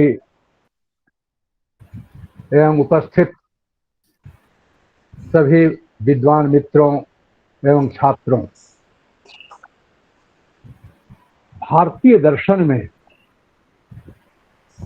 योग की बहुत बड़ी महत्ता है।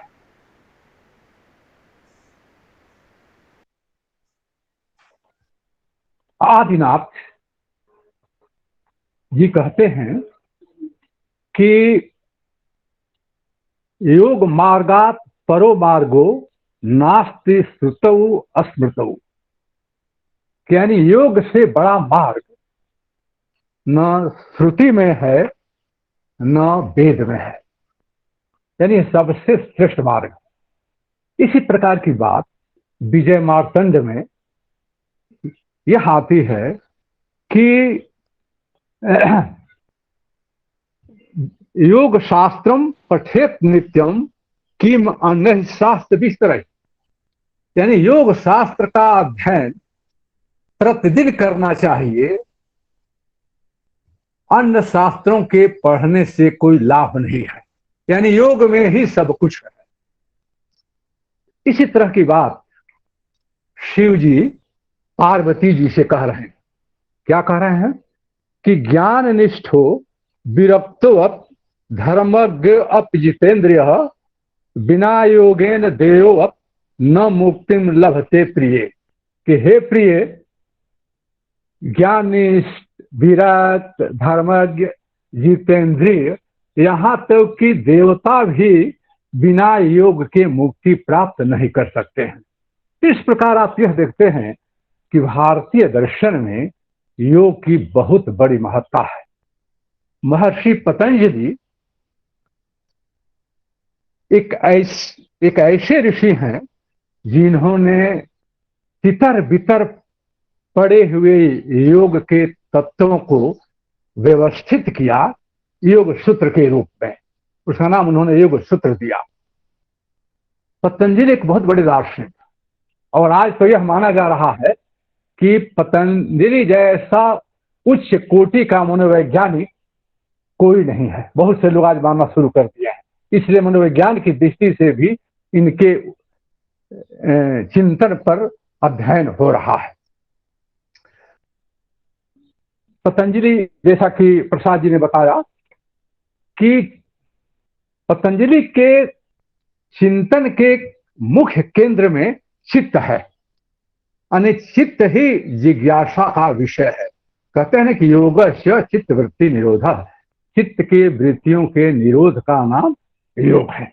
इसी तरह की बात एक जगह आती है ये योग शास्त्र में। वहां पर क्या है, देखिएगा सुनिएगा कि सर्व चिंता परित्यागो निश्चिंतो योग उच्यते, कि जिस समय अपनी सभी चिंताओं का परित्याग, उस समय उसके मन की उस अवस्था को योग कहते हैं। तो इस प्रकार यह डिफाइन किया गया है। यहां पर मैं आपका ध्यान इस ओर ले जाना चाहूंगा कि पतंजलि कहते हैं कि चित्त वृत्तियों के निरोध का नाम योग है। मैं चित्त वृत्तियों का उल्लेख नहीं करूंगा, बहुत समय हो गया है, संक्षेप में अपनी बातों को रखूंगा। तो चित्त वृत्तियों के निरोध कैसे होगा, कैसे किया जाए, आप सभी लोग जानते होंगे। वो कई उपाय बताते हैं, वो 3 उपाय बता रहे हैं। एक कहते हैं कि क्रिया योग, पहला कहते हैं कि अभ्यास वैराग्य द्वारा हो सकता है, दूसरा बतलाते हैं कि क्रिया योग के द्वारा हो सकता है, और तीसरा बतलाते हैं कि अष्टांग योग के द्वारा हो सकता है। अब यहां एक प्रश्न पूछा जा सकता है कि उन्होंने ये 3 उपाय क्यों बतलाई। जब किसी एक के द्वारा भी हो सकता है, अभ्यास वैराग्य के द्वारा भी हो सकता है, क्रिया योग के द्वारा भी हो सकता है, अष्टांग योग के द्वारा भी हो सकता है। तो यहां पर पतंजलि जी कहते हैं, पतंजलि अधिकारी भेद से ये 3 उपाय बताते हैं। विज्ञान भिक्षु 3 प्रकार के अधिकारी मानते हैं। एक उत्तम कोटि के अधिकारी, एक मध्यम कोटि के अधिकारी, और तीसरा मंद कोटि के अधिकारी। अब आप ये पूछ सकते हैं कि उत्तम कोटि का अधिकारी कौन है, किसे वो कहते हैं। तो विज्ञान भिक्षु कहते हैं कि पूर्व जन्म में जिन्होंने शिक्षा ले ली है, योग जान गए हैं, वह उत्तम कोटि के अधिकारी हैं, और उनके लिए अभ्यास वैराग्य है। यानी उत्तम कोटि के अधिकारियों के लिए केवल अभ्यास और वैराग्य है। अभ्यास और वैराग्य के द्वारा वो चित्त वृत्तियों का निरोध कर सकते हैं। मध्यम कोटि के अधिकारियों के लिए क्रिया योग है। यह मध्यम कोटि के अधिकारी कौन है, तो मध्यम कोटि के अधिकारी विज्ञान भिक्षु कहते हैं कि जन्म से ही, जन्म लेते ही जो योग सीखना प्रारंभ कर देता है, और कुछ जब बड़ा हो जाता है तो क्रिया योग के द्वारा ही जो है वह चित्त वृत्तियों का निरोध कर सकता है।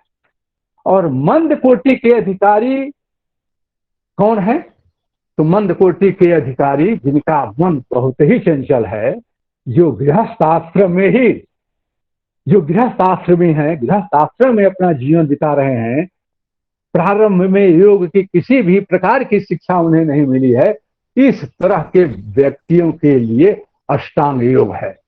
तो उत्तम कोटि के व्यक्तियों के अंतर्गत ऐसा माना जाता है कि जो परमहंस सन्यासी हैं वो आते हैं। मध्यम कोटि के अंतर्गत वानप्रस्थी आते हैं, और मंद कोटि के अंतर्गत गृहस्थ आश्रमी आते हैं। तो मैं केवल अभ्यास और वैराग्य पर ही प्रकाश डालूंगा, क्योंकि बहुत विलंब हो चुका है। तो थोड़ा सा कुछ बातों को, जैसा कि आप सभी लोग जानते होंगे कि व्यास अपने भाष्य में चित्त की तुलना नदी से करते हैं। उन्होंने चित्त की उपमा नदी से दी है। उनका कहना है कि जिस प्रकार, यानी ये चित्त रूपी नदी की 2 धाराएं हैं, और ये दोनों धाराएं विपरीत दिशा में जाती हैं, एक दिशा में नहीं जाती। एक धारा कल्याण की हो जाती है तो दूसरी धारा कल्याण की हो जाती है। एक धारा मोक्ष की तरफ जाती है तो दूसरी धारा संसार की तरफ जाती है। एक धारा अंतर्मुखी है तो दूसरी धारा बहिर्मुखी है। तो इस प्रकार की ये दोनों धाराएं विपरीत हैं। यानी एक कल्याण की ओर जा रही है तो एक पाप की ओर जा रही है। लेकिन यहाँ ध्यान देने योग्य बात यह है कि जो धारा और कल्याण की ओर जा रही है, जो धारा संसार की ओर जा रही है, जो धारा बहिर्मुखी है, उस धारा में वेग प्रबल है, वह प्रबल वेग से जा रही है। और जो धारा कल्याण की ओर जा रही है, जो धारा मोक्ष की ओर जा रही है, जो धारा ज्ञान की ओर जा रही है, जो धारा अंतर्मुखी है, उस धारा का वेग बड़ा ही क्षीण है। वह तितर बितर हो करके बह रहा है, वह तितर बितर होकर के बह रहा है। तो अब यहां पर प्रश्न ये खड़ा होता है कि यह जो तितर बितर होकर, यानी जो कल्याण की ओर जाने वाली धारा है, उस धारा को कैसे प्रबल किया जाए, उस धारा को कैसे वेगवान बनाया जाए। और वह धारा जो प्रबल होकर के बह रही है, जो कल्याण की ओर जा रही है, जो संसार की ओर जा रही है, उस धारा को कैसे क्षीण किया जाए। तो व्यास जी या महर्षि पतंजलि का ये कहना है कि वैराग्य और अभ्यास के द्वारा हम एक धारा को क्षीण कर सकते हैं तथा दूसरी धारा को प्रबल कर सकते हैं। तो किस धारा को प्रबल करना है?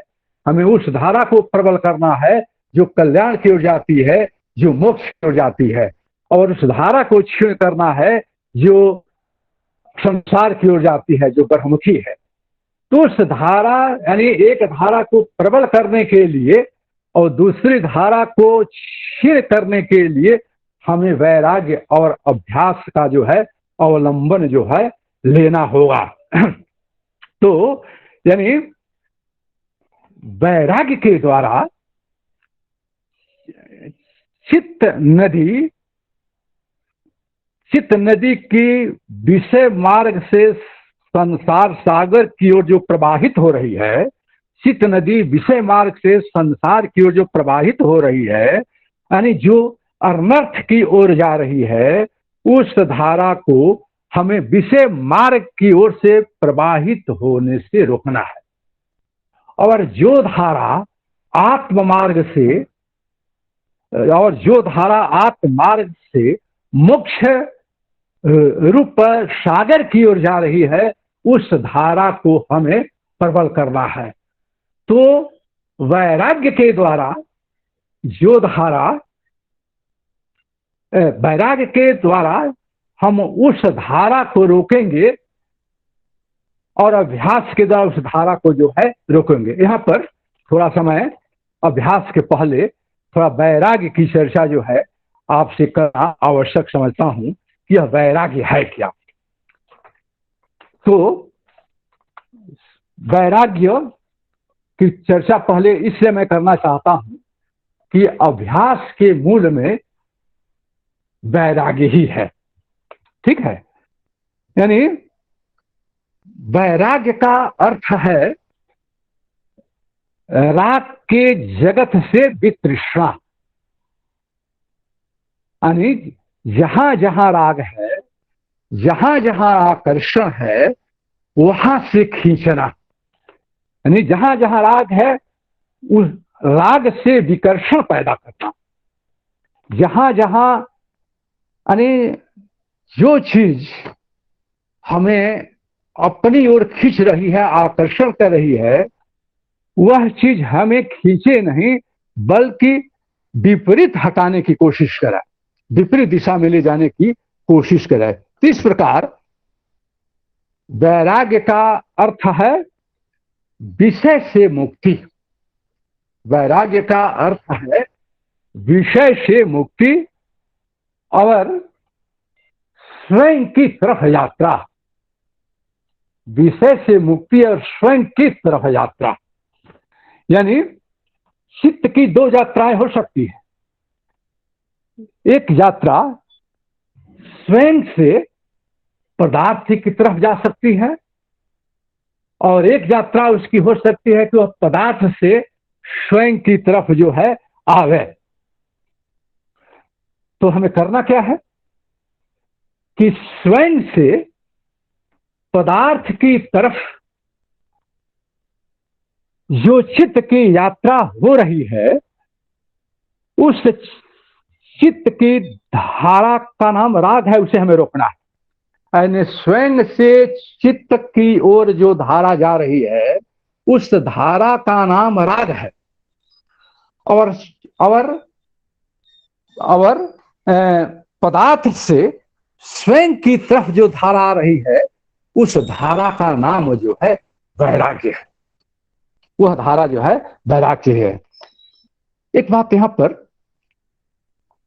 एक उदाहरण मैं देना चाहूंगा।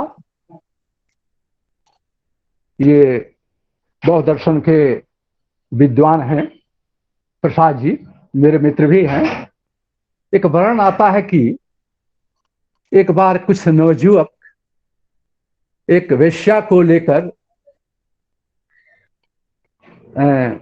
वन की तरफ चले पिकनिक मनाने के लिए।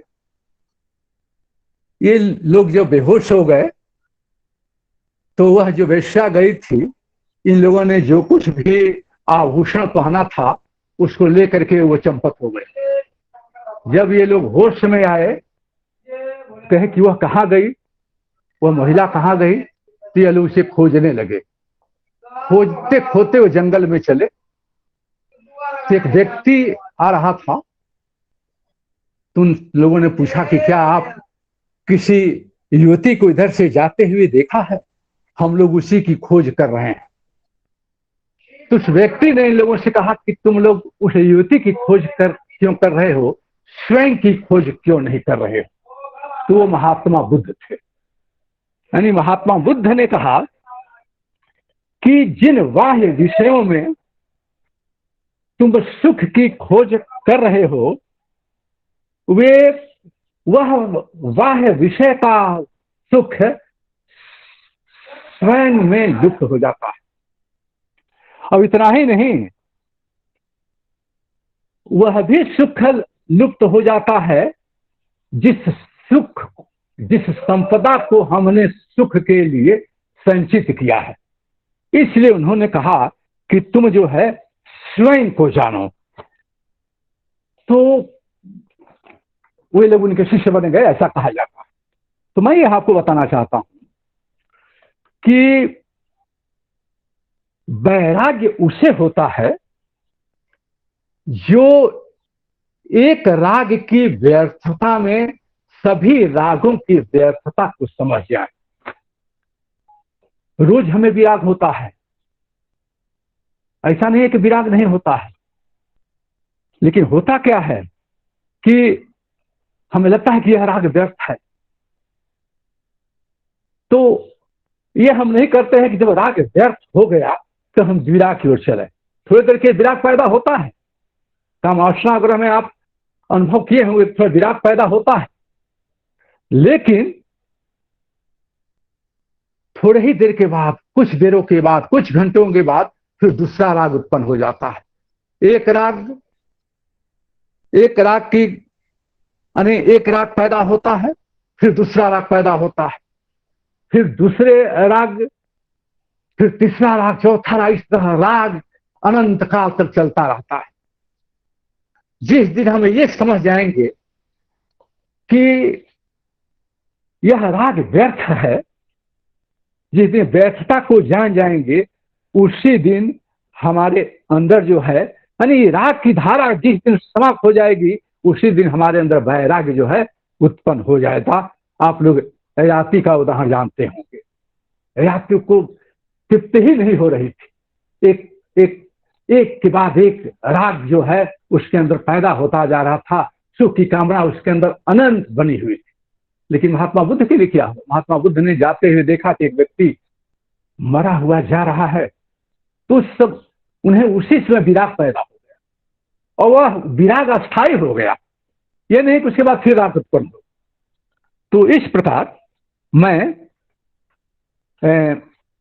आपको यह बताना चाहता हूं कि वैराग्य जब उत्पन्न हो जाए तो वह वैराग्य बना रहे, इसके लिए हमें अभ्यास करना जो है पड़ता है। ये दो तरह के वैराग्य की चर्चा पतंजलि ने की है, जिसे हम अपर वैराग्य कहते हैं। अपर वैराग्य का प्रयोग महर्षि पतंजलि ने नहीं किया है, लेकिन प्राय हम लोग अपर वैराग्य का प्रयोग करते हैं। अपर वैराग्य के लिए उन्होंने वशीकार जो है वशीकार संज्ञक वैराग्य का प्रयोग किया है। तो मैं वशीकार संज्ञक वैराग्य के स्थान पर अपर वैराग्य का ही प्रयोग करूंगा। तो मैंने आपको ये बताया कि यह जो वैराग्य है दो प्रकार का होता है, अपर वैराग्य तथा पर वैराग्य। अपर वैराग्य के सिद्ध हो जाने पर वैराग्य के लिए प्रयत्न किया जाता है। तो यह अपर वैराग्य क्या है? अपर वैराग्य है सांसारिक तथा आंसविक विषयों के प्रति तृष्णा का न होना अपर वैराग्य है, जिसे पतंजलि वशकार वैराग्य कहते हैं। वशकार संज्ञा नामक जो है वैराग्य कहते हैं। एक बात और जानने की जरूरत है कि साधक में दृष्ट तथा अदृष्ट विषयों के प्रति वैराग्य सहसा जागृत नहीं होता, वह धीरे धीरे जागृत होता है। यानी जो साधक है वह वैराग्य को प्रौढ़, प्रौढ़तर तथा प्रौढ़तम बनाता चलता है। विज्ञान यानी इस प्रकार आप देखते हैं कि यह एक क्रमिक विकास हो रहा है अपर वैराग्य का। विज्ञान भिक्षु इस अपर वैराग्य की चार अवस्थाएं मानते हैं।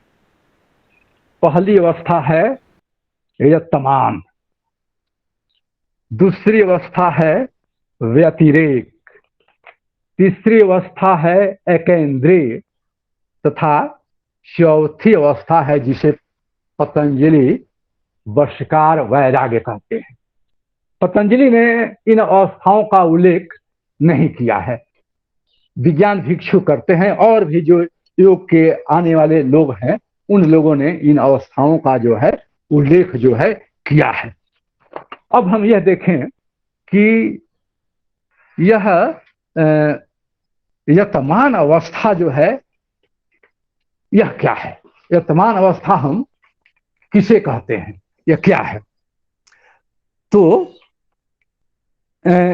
इंद्रियों के विषयों में जो दोष है उनके ऊपर बराबर चिंतन करके इंद्रियों को तथा चित्त को उसकी ओर से हटाने का नाम यतमान है, उसके से हटाया जाए।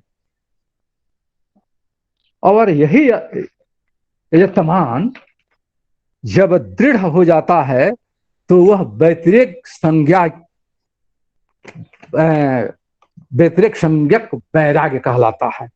व्यतिरेक संज्ञक वैराग्य क्या है?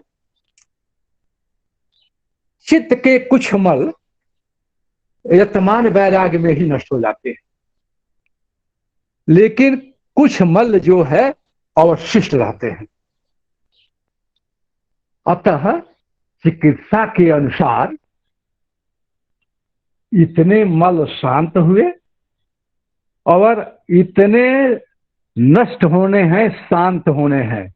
ठीक है, तो इस प्रकार साधक द्वारा अवशिष्ट मलों के नष्ट होने के लिए जो प्रयत्न किए जाते हैं उसे हम व्यतिरेक संज्ञक नामक वैराग्य कहते हैं। तीसरा है एकेंद्रिय। एकेन्द्रिय संज्ञक वैराग्य। यह बहुत ही, इस पर ज्यादा ध्यान दीजिए कि एकेन्द्रिय संज्ञक वैराग्य क्या है।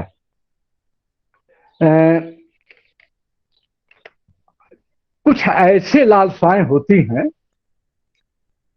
जो लालसाएं केवल चित्त ही में अवशिष्ट रहती हैं,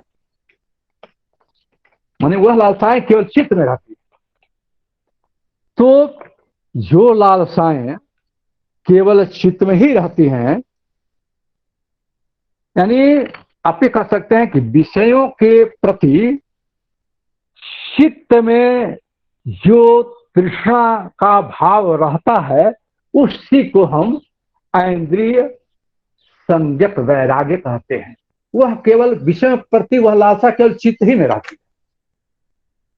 और ये चौथा जो है वशीकार संज्ञक वैराग्य, इसकी व्याख्या महर्षि पतंजलि भी कर रहे हैं विशेष रूप में। यानी वैराग्य की इस अवस्था में पहुंचने पर विषयों के प्रति तृष्णा का भाव बिल्कुल ही नहीं रह जाता। यानी आप ये कह सकते हैं कि यह विषय वाय तृष्ण चित्त की विशुद्ध अवस्था है, यह विशुद्ध अवस्था है। यानी भोज लिखते हैं कि अवस्था में क्या होता है भोजवृत्ति में, कि साधक अपने को विषयों के अधीन नहीं अपितु विषयों के अपने अधीन समझता है। इस अवस्था में जब साधक पहुंच जाता है तब ऐसा भोज राज लिख रहे हैं। इसलिए यानी लौकिक तथा पारलौकिक विषयों के उपस्थित रहने पर भी तदत विषयक विषयों में उपेक्षा बुद्धि बनी रहती है। यानी वो विषय उपस्थित है हमारे सामने, लौकिक विषय भी हमारे सामने उपस्थित है और अलौकिक विषय भी, जैसा कि बताया जाता है शास्त्रों में कि आप जब अच्छा काम करो तो स्वर्ग में जाओगे, सभी विषय उपस्थित है। लेकिन इस विषयों के प्रति उपेक्षा बुद्धि हम बनी रहती है। यह जो वशीकार संज्ञक वैरागी होते हैं उनके अंतर्गत।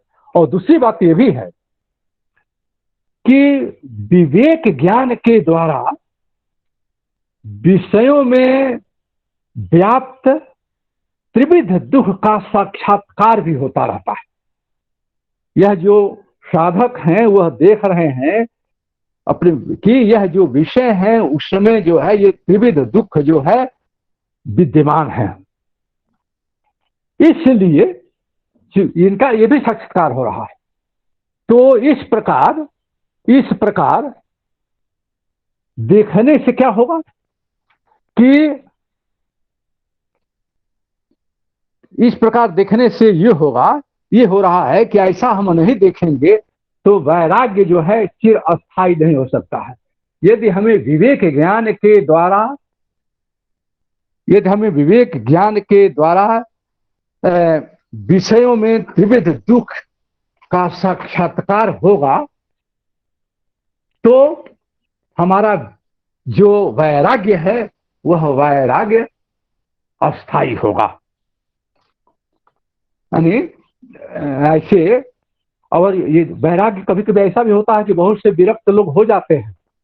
आप तमाम महर्षियों के कथा सुने होंगे कि विरक्त हो गए हैं लेकिन फिर भी उनके अंदर विषयों को देख करके राग उत्पन्न हो गया है। इसी को रोकना है कि वैराग्य में अस्थायित्व जो है बना रहे।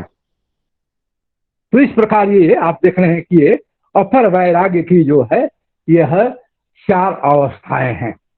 अब अपर वैराग्य के बाद हम पर वैराग्य पर आते हैं। यह पर वैराग्य क्या है इस पर थोड़ा विचार करें। तो जैसा कि मैं बताया आपको कि अपर वैराग्य के पश्चात पर वैराग्य आता है। यद्यप दोनों वैराग्यों का आश्रय सत्वगुण प्रधान चित्त है।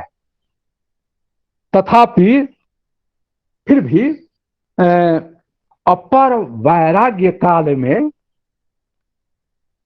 वह रजोगुण से लेश मात्र जो है, यानी रजोगुण की लेश मात्र कालिमा उसमें बनी रहती है। लेकिन पर वैराग्य में वह कालिमा पूर्ण रूप से प्रसारित हो जाती है।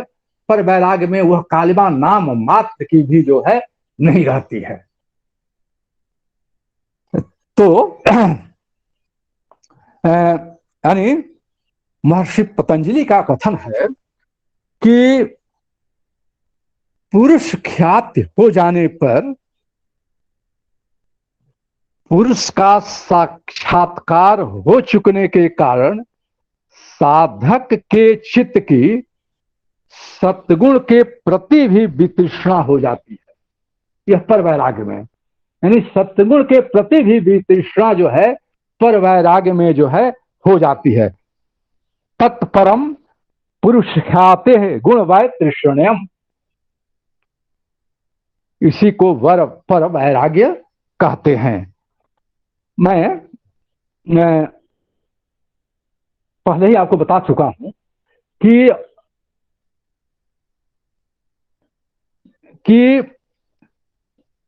यानी अपर वैराग्य पर वैराग्य की पूर्व पीछिका है। यानी और पर वैराग्य में क्या होता है? अपर वैराग्य में तो सात्विक गुण विद्यमान रहता है, लेकिन पर वैराग्य में सत्गुण के प्रति भी वितृष्णा पैदा हो जाती है। यह जो है पर वैराग्य की विशेषता है। तो अपर वैराग्य से संप्रज्ञात समाधि की सिद्धि होती है और पर वैराग्य से असंप्रज्ञात समाधि की सिद्धि होती है। यानी आप ये नहीं कह सकते हैं कि अपर वैराग्य जो है वह असंप्रज्ञात सिद्धि का डायरेक्ट हेतु है। डायरेक्ट हेतु नहीं है। असंप्रज्ञात समाधि का डायरेक्ट हेतु जो है वह पर वैराग्य है, और संप्रज्ञात समाधि का डायरेक्ट हेतु जो है वह अपर वैराग्य है। यानी यह जो अपर वैराग्य है यह संप्रज्ञात समाधि फलक होता है, और पर वैराग्य की विशेषता यह है कि ज्ञान के प्रति भी वितृष्णा होती है। वह संप्रज्ञान के प्रति भी वितृष्णा होती है। संप्रज्ञान के प्रति भी वह अवदेशीय रूप का पर वैराग्य जो है रहता है। तो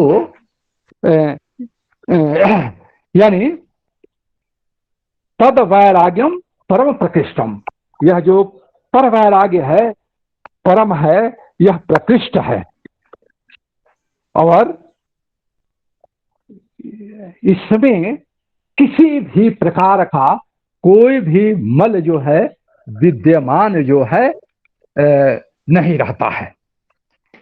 तो इस प्रकार मैंने वैराग्य की एक संक्षेप में आपके सामने जो है चर्चा की। थोड़ा सा हम लोग देखें कि यह अभ्यास क्या है। इस पर अभ्यास पर भी विचार कर लेना जो है चाहिए, क्योंकि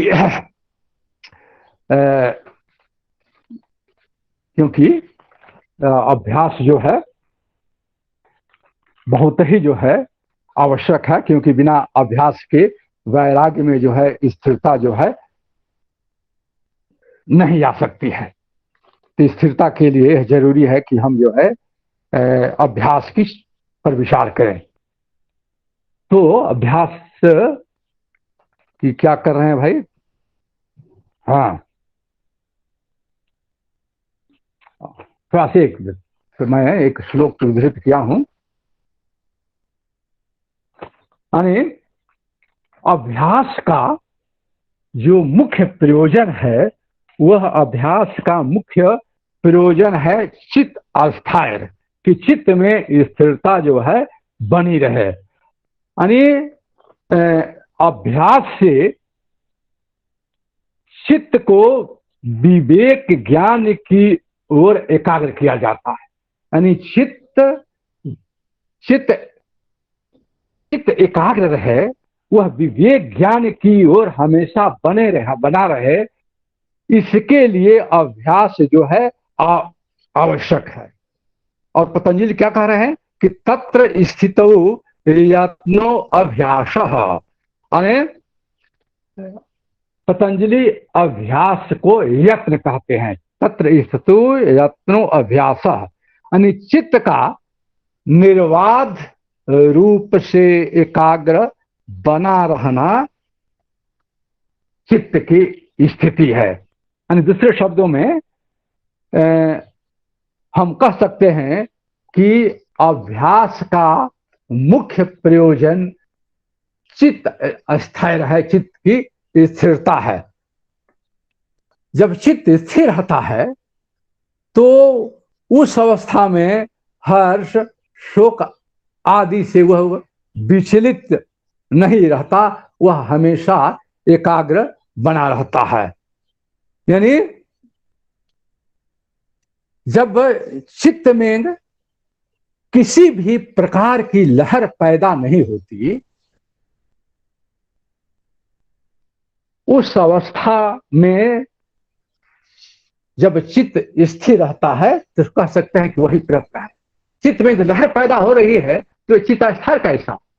अभ्यास के द्वारा हम चित्त में लहरों, यानी चित्त में किसी भी प्रकार की लहर पैदा न हो, इसके लिए हमेशा प्रयत्न करते रहते हैं कि भाई कोई लहर पैदा न हो। तो अभ्यास के द्वारा हम उन लहरों को रोकते हैं, और जब वो लहरें अवरुद्ध हो जाती हैं तो चित्त में स्थिरता जो है प्राप्त हो जाती है। तो यहां पर मैं बताया आपको कि क्या कह रहे हैं, तत्र स्थितो यत्नो अभ्यास। तो यत्न क्या है, यत्न किसे कहते हैं? तो व्यासदेव जी बता रहे हैं कि व्यासदेव जी यत्न का अर्थ जो है वह उत्साह करते हैं। यत्न का अर्थ है उत्साह। नारायण तीर्थ कह रहे हैं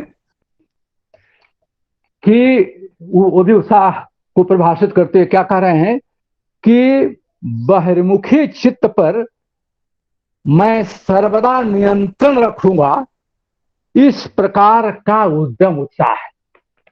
बहिर्मुखी चित्त पर मेरा हमेशा नियंत्रण बना रहेगा, इस प्रकार का उद्यम जो है उत्साह है। यानी यह जो अभ्यास है, यह नहीं है कि आज कल हमने अभ्यास किया तो चित्त में स्थिरता आ जाएगी। इसके लिए दीर्घ काल तक प्रयत्न करना पड़ता है, लंबे समय तक प्रयत्न करना पड़ेगा, दीर्घ काल तक प्रयत्न करना पड़ेगा कि चित्त में किसी प्रकार की विकृति पैदा न हो, चित्त में किसी प्रकार का फ्लक्चुएशन न हो, चित्त में किसी प्रकार की लहर पैदा न हो। इसके लिए हमें जो है इसके लिए लंबे समय तक अभ्यास करने की जो है जरूरत है।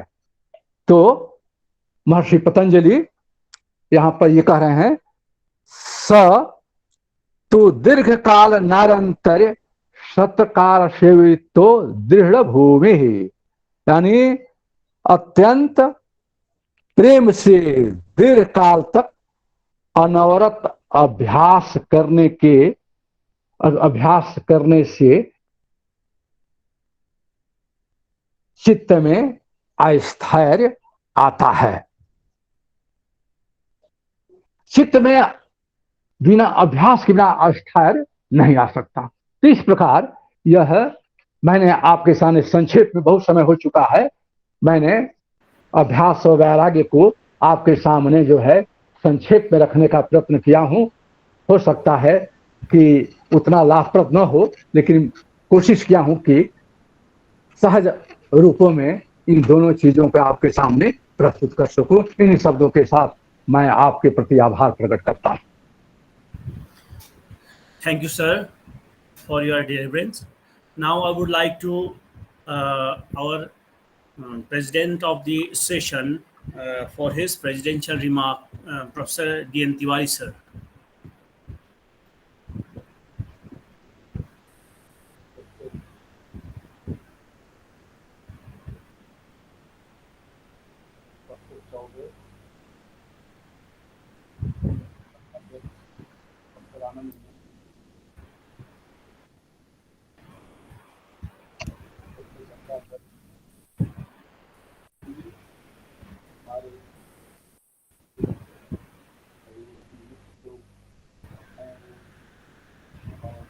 ये आवाज बड़ी धीमी है तिवारी जी। हाँ,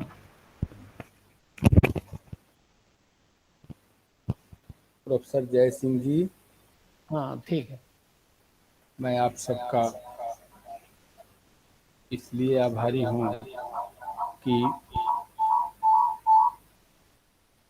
प्रोफेसर हरिशंकर प्रसाद जी जैसे महारथी विद्वान को सुनने का आज पूरा पूरा मौका मुझे मिला। और बहुत सारी बातें प्रोफेसर हरिशंकर प्रसाद जी को कहना था।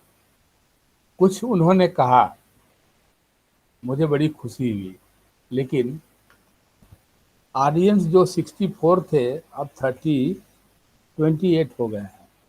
इसका मतलब ये है कि कुछ टिप्पणी करना, 5 मिनट भी लेना मेरे लिए बहुत कठिन होगा, उनके लिए उनके भोजन का समय हो गया है। किंतु प्रोफेसर हरिशंकर प्रसाद जी के लेक्चर में बहुत सारी जो उन्होंने विश्लेषण किया, उसमें बहुत सारे जो यहाँ विद्वान हम सब लोग बैठे हुए हैं, एक तरह से वो योग के बारे में उनको कुछ भ्रमित या डिसमेंटल टाइप हो गया होगा कि हम लोगों ने योग क्या पढ़ा है। अब प्रोफेसर प्रसाद ने किस तरह से उसको एनालाइज किया है, सच में एक धारा ही है जो कुछ दिनों से सक्रिय रही, यह दिखाने के लिए कि पातंजल योग दर्शन में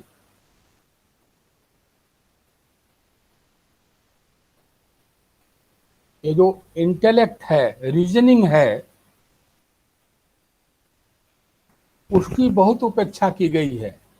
और जितने भी जस्टिफिकेशन है रेशनल, उसका योग ख्याल नहीं करता। इसलिए ये एक रेशनल फिलोसॉफिकल सिस्टम नहीं हो सकता। कुछ वामपंथी, कुछ जो नव बौद्ध हैं, वो लोग भी योग को बहुत तरह से, जैसे वो कहेंगे कि एक एक चित्त को एक एक एक बिंदु पर एकाग्र करना है या अपने पर एकाग्र करना है, तो सारी खुली हुई दुनिया से आंख बंद करने जैसी है। प्रोफेसर प्रसाद ने संकेत किया कि एक डेथ की तरह से स्थिति योग में से समाधि की स्थिति है। ये एक तरह से सुसाइडल है रेशनल बीइंग का, अगर हम पतंजलि के वे में जाते हैं। ये सारे प्रश्न, ये जो प्रबुद्ध युवा वर्ग लोग हैं, उनको जरूर उत्तेजित किया होगा। मैं आधिकारिक विद्वान तो नहीं हूं, लेकिन कुछ दो एक शब्द अगर आप लोगों के पास फुर्सत हो तो मैं सुनाऊं। दूसरी बात, इसका जवाब मैं दूंगा। दूसरी बात कि सभी लोगों ने उठाया, प्रोफेसर प्रसाद ने ही उस पक्ष को उठाया कि योग ऋग वैदिक काल से ही योग कई अर्थों में आता है, जोड़ने के अर्थ में, संबंधित करने के अर्थ में, और बहुत सारे अर्थ लिए।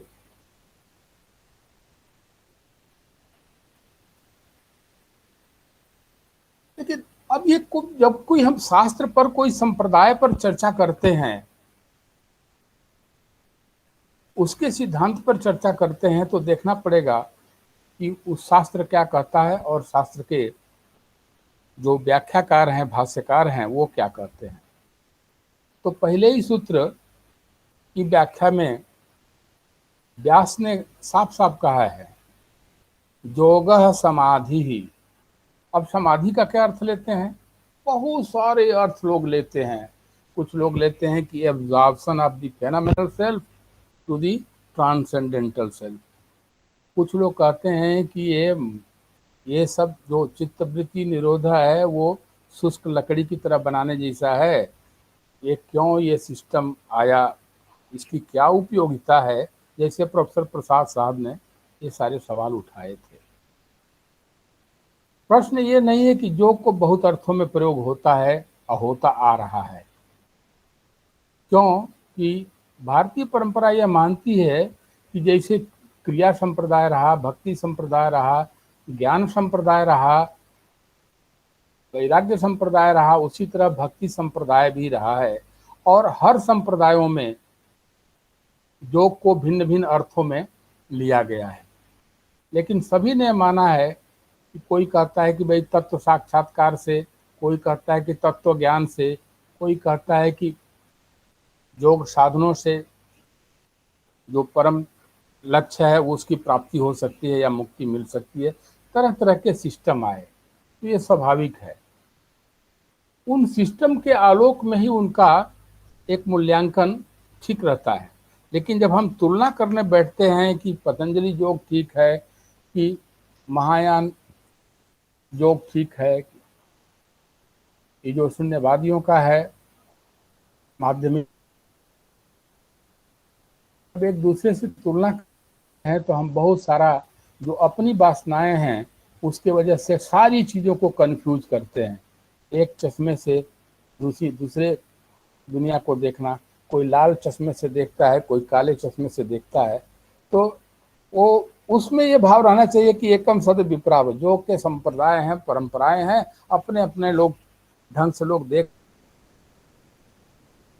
हम यहाँ थोड़ी विचार करेंगे, जैसे कि चौबे जी ने कुछ अच्छा पॉइंट दिया, प्रोफेसर प्रसाद ने बहुत सारे पॉइंट उठाए हैं जिस पर जरूर व्यवस्थित ढंग से उनसे बहस और भी होनी चाहिए। और क्वेश्चन आंसर विद्यार्थी और जो अध्यापक हैं सबके तरफ से आना चाहिए था, लेकिन समयाभाव से वो जल्दी कंक्लूड किए, हालांकि 2 घंटा उन्होंने लगातार बोला। तो एक बहुत ही रोचक, तो वही ये है कि ये योग जो है कहता है योग चित्त वृत्ति निरोध है। चित्त वृत्ति को समझने में भी लोग बहुत गलती करते हैं या जल्दीबाजी करते हैं, क्योंकि चित्त वृत्ति को समझना है तो वो जो अध्याय दूसरे में सूत्र लिखते हैं, 24 नंबर सूत्र पतंजलि, वो है तस्य हेतुर अविद्या। ये जो दुख है, जैसे बुद्धिज्म भी कहता है कि दुख मूल कारण है, उसके लिए वो अपना मार्ग लेके चलता है। सांख्य भी कहता है कि दुख है वही जीवन की मूल समस्या है, वो अपना मार्ग लेके चलता है। वेदांत कहता है कि अध्यास अविद्या, वो अपना मार्ग लेके चलता है, ज्ञान मार्ग। तो ये सब योग ही के संप्रदाय की तरफ से आप देख सकते हैं। हमारे यहाँ स्पिरिचुअल टेक्निक के रूप में ये सारे संप्रदाय काफी प्रसिद्ध रहे हैं और कल्याणकारी रहे हैं। तो वो कहता है कि ये जो जितने दुख हैं, अब दुख तो देखिए जो समाधि के उपाय हैं उनकी कमी से भी दुख होता है। उदाहरण के लिए ले लीजिए जन्म से ही कोई शंकराचार्य पैदा हो जाता है, ठीक ना, और जिंदगी भर तो चाहे 28 साल जिए चाहे 24 साल जिए दुखे झेलता है, लेकिन समाधि तक प्राप्त हो जाता है।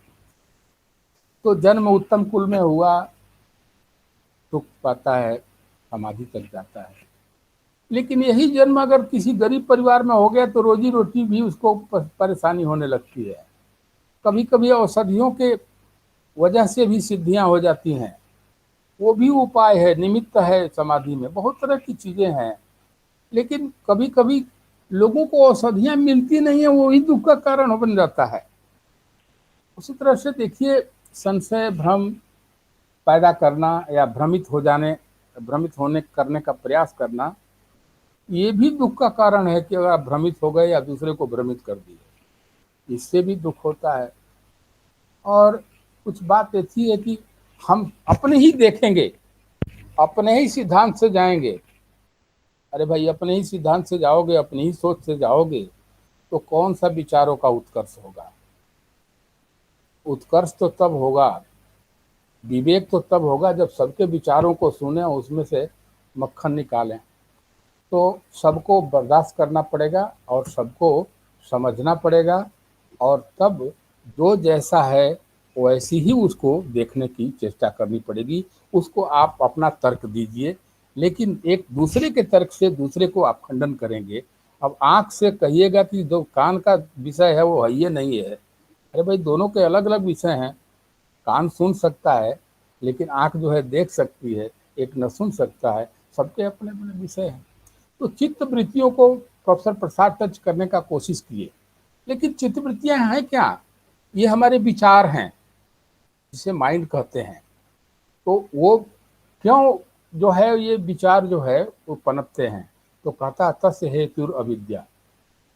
ये जो हम जो जो हमारा माइंड की चेतना है, माइंड, और जो जो उसका आधारभूत चेतना है जिसको प्रोफेसर प्रसाद ने सेल्फ कहा, उन दोनों का अभेद करने से दुख उत्पन्न होता है। वही अविद्या है। अभेद मान लेते हैं कि जो हमारी चेतना है, फेनोमेनल कॉन्शसनेस है, वही ट्रांसेंडेंटल कॉन्शसनेस है। That is the root cause of ignorance. Buddhism भी मानता है, वेदांत भी मानता है, और योग भी मानता है। बहुत सारी चीजें बोलना था, लेकिन एक बात, जब हुसरल को लोग पढ़ते हैं तो फट से कहते हैं इपाकी लगाओ, रिडक्शन लगाओ और ट्रांसेंडेंटल तक पहुंच जाओ। बड़ा बढ़िया लगता है, लेकिन जब हम कहते हैं कि चित्तवृत्ति निरोध, तो ये नहीं समझ में आती है कि यहाँ भी जो हम कैप्टिव हो जाते हैं इस विचार या उस विचार, उन सबसे मुक्त होना, it is freedom from ideas. चित्तवृत्तियों से फ्रीडम है, चित्तवृत्तियों का निरोध, ताकि जो शुद्ध है उसका उसके साथ समाधि लग सके, उसको हम डिस्क्रिमिनेट नॉलेज प्राप्त कर सके। तो चित्तवृत्ति निरोधक को अगर हम हुसरल को इपाकी या रिडक्शन, तो वो यही है, चित्तवृत्ति निरोध करो। जितनी भी वृत्तियां हैं 5 तरह की हैं, उसमें प्रमाण की भी वृत्ति है। मतलब कि मैं रिडक्ट कर रहा हूं, यह भाव भी हमारा रिडक्ट होना चाहिए, प्रमाण वृत्ति का भी रिडक्शन होना चाहिए। तो इस तरह से अगर देखें कि जितनी 5 प्रकार की वृत्तियां हैं, जैसे प्रमाण, विपर्य, विकल्प, निद्रा और स्मृति, इन 5 कोटि की वृत्तियों को माने हैं, आइडियाज को माने हैं। ये बराबर जो है विषय का रूप ले लेता है। तो विषय का रूप न ले, एक बात हुई, और इन वृत्तियों से के संस्कार से भी हम प्रभावित न हो, इसके लिए इनको निवृत्त करना है। ये तो so that we cannot be captive of any of the dispositions या मेंटल आइडियाज। तो इस तरह का समझने से एक ये भी तरीका है, एक प्रोफेसर प्रसाद जी ने भी बताया, वैराग्य के संदर्भ में प्रोफेसर चौबे ने चर्चा किया, वो भी यही है वैराग्य, माने to free the mind, to free the consciousness from all the captives of ideas, all the captives of objects. तो इन सब के लिए बहुत सारी चीजें हैं माइंड के बारे में, और कुछ बतानी थी, किंतु यह कहना कि जो बुद्धि के स्वास्थ्य को, जो शरीर के स्वास्थ्य को, और जो आत्मा के स्वास्थ्य का शास्त्र है, वो अंत में आत्मा का फॉर्मेशन है, न कि सुसाइडल का दर्शन है। तो इस तरह से योग को देखना चाहिए। और थेइज्म तो, थेइस्टिक तो बिल्कुल ही नहीं है, क्योंकि पूरी फिलॉसफी में गॉड को न कर्ता मानता है, न पालक मानता है, न संहारक मानता है। किसी भी तरह से आप स्वतंत्र हैं ये साधना करने के लिए और समाधि तक पहुंचने के लिए। इसलिए यहाँ कोई थेइस्टिक डिटर्मिनेशन योग में नहीं चार्ज बनता है। इन सारी बातों से मैं सबसे पहले प्रोफेसर प्रसाद को, बहुत सिद्धहस्त विद्वान है, इनका अपना एनालिसिस है। पहले बुद्धिज्म के लोग वेदांत की चश्मे से देखते थे और कांट के चश्मे से बुद्धिज्म को देखते थे। अब प्रोफेसर प्रसाद जो है पोस्ट मॉडर्निटी के चश्मे से देखते हैं। बड़ा अच्छा लगा, उनको मैं नमस्कार करता हूँ। प्रोफेसर चौबे जी को भी प्रणाम करता हूँ। जय Singh ji. Thank you, sir, for your concluding remarks.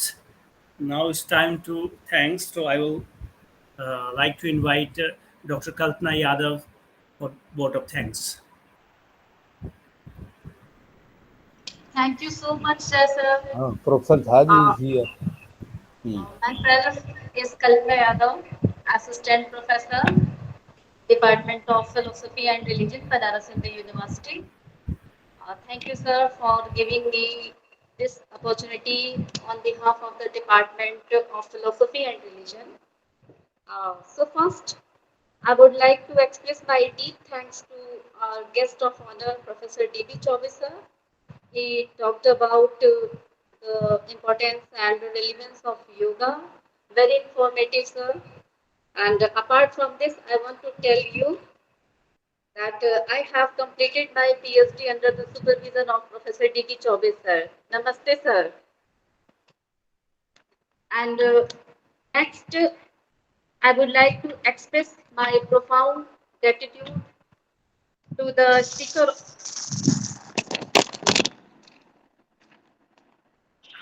to the speaker,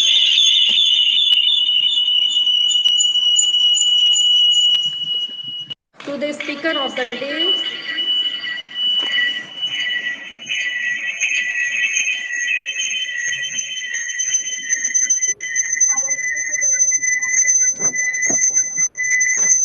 what happened, sir? Yes, sir.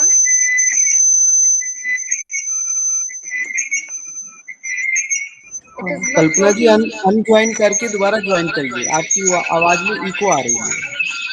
Okay, sir.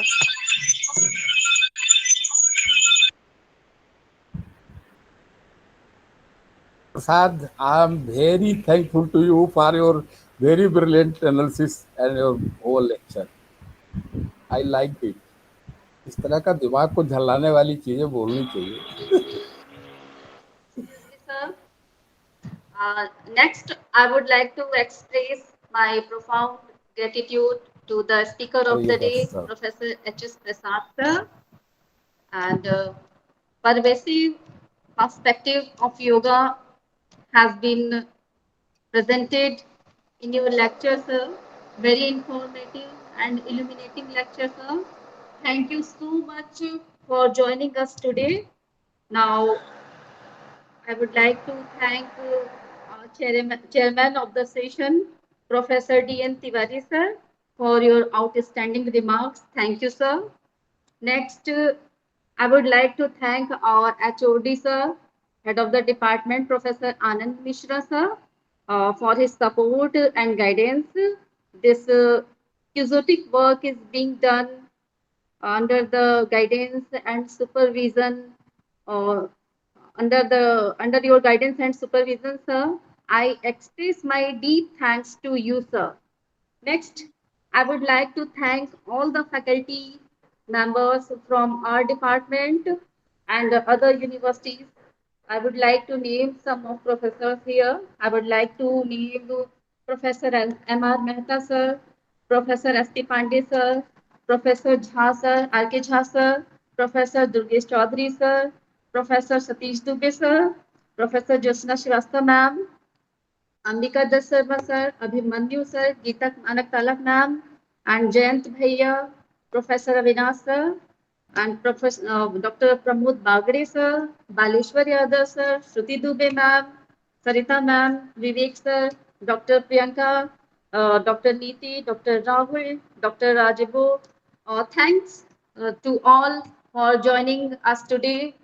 And at last, I express my deep thanks to our students and research scholars for their active participation. Now, I express my deep thanks to Jai Singh sir, who is the convener of this seminar, who organized very well all the things, sir. And now I would like to end my speech here. Thanks to all of you.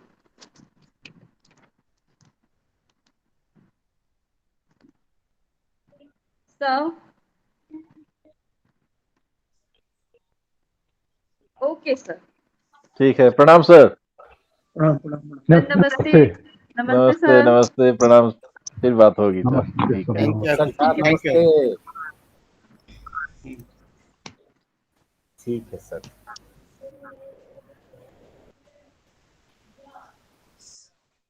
Can I speak? May I speak? May I speak? I am audible or not? Am I audible? Yes sir बोलिए। बोल रहे हैं अच्छा, अभी आवाज गई प्रखर। हाँ तो हाँ सर। मैं ज्यादा तो कुछ सुन नहीं सका। देवव्रत चौबे जी को अच्छी तरह से सुना और उसके पहले कुछ उद्धृत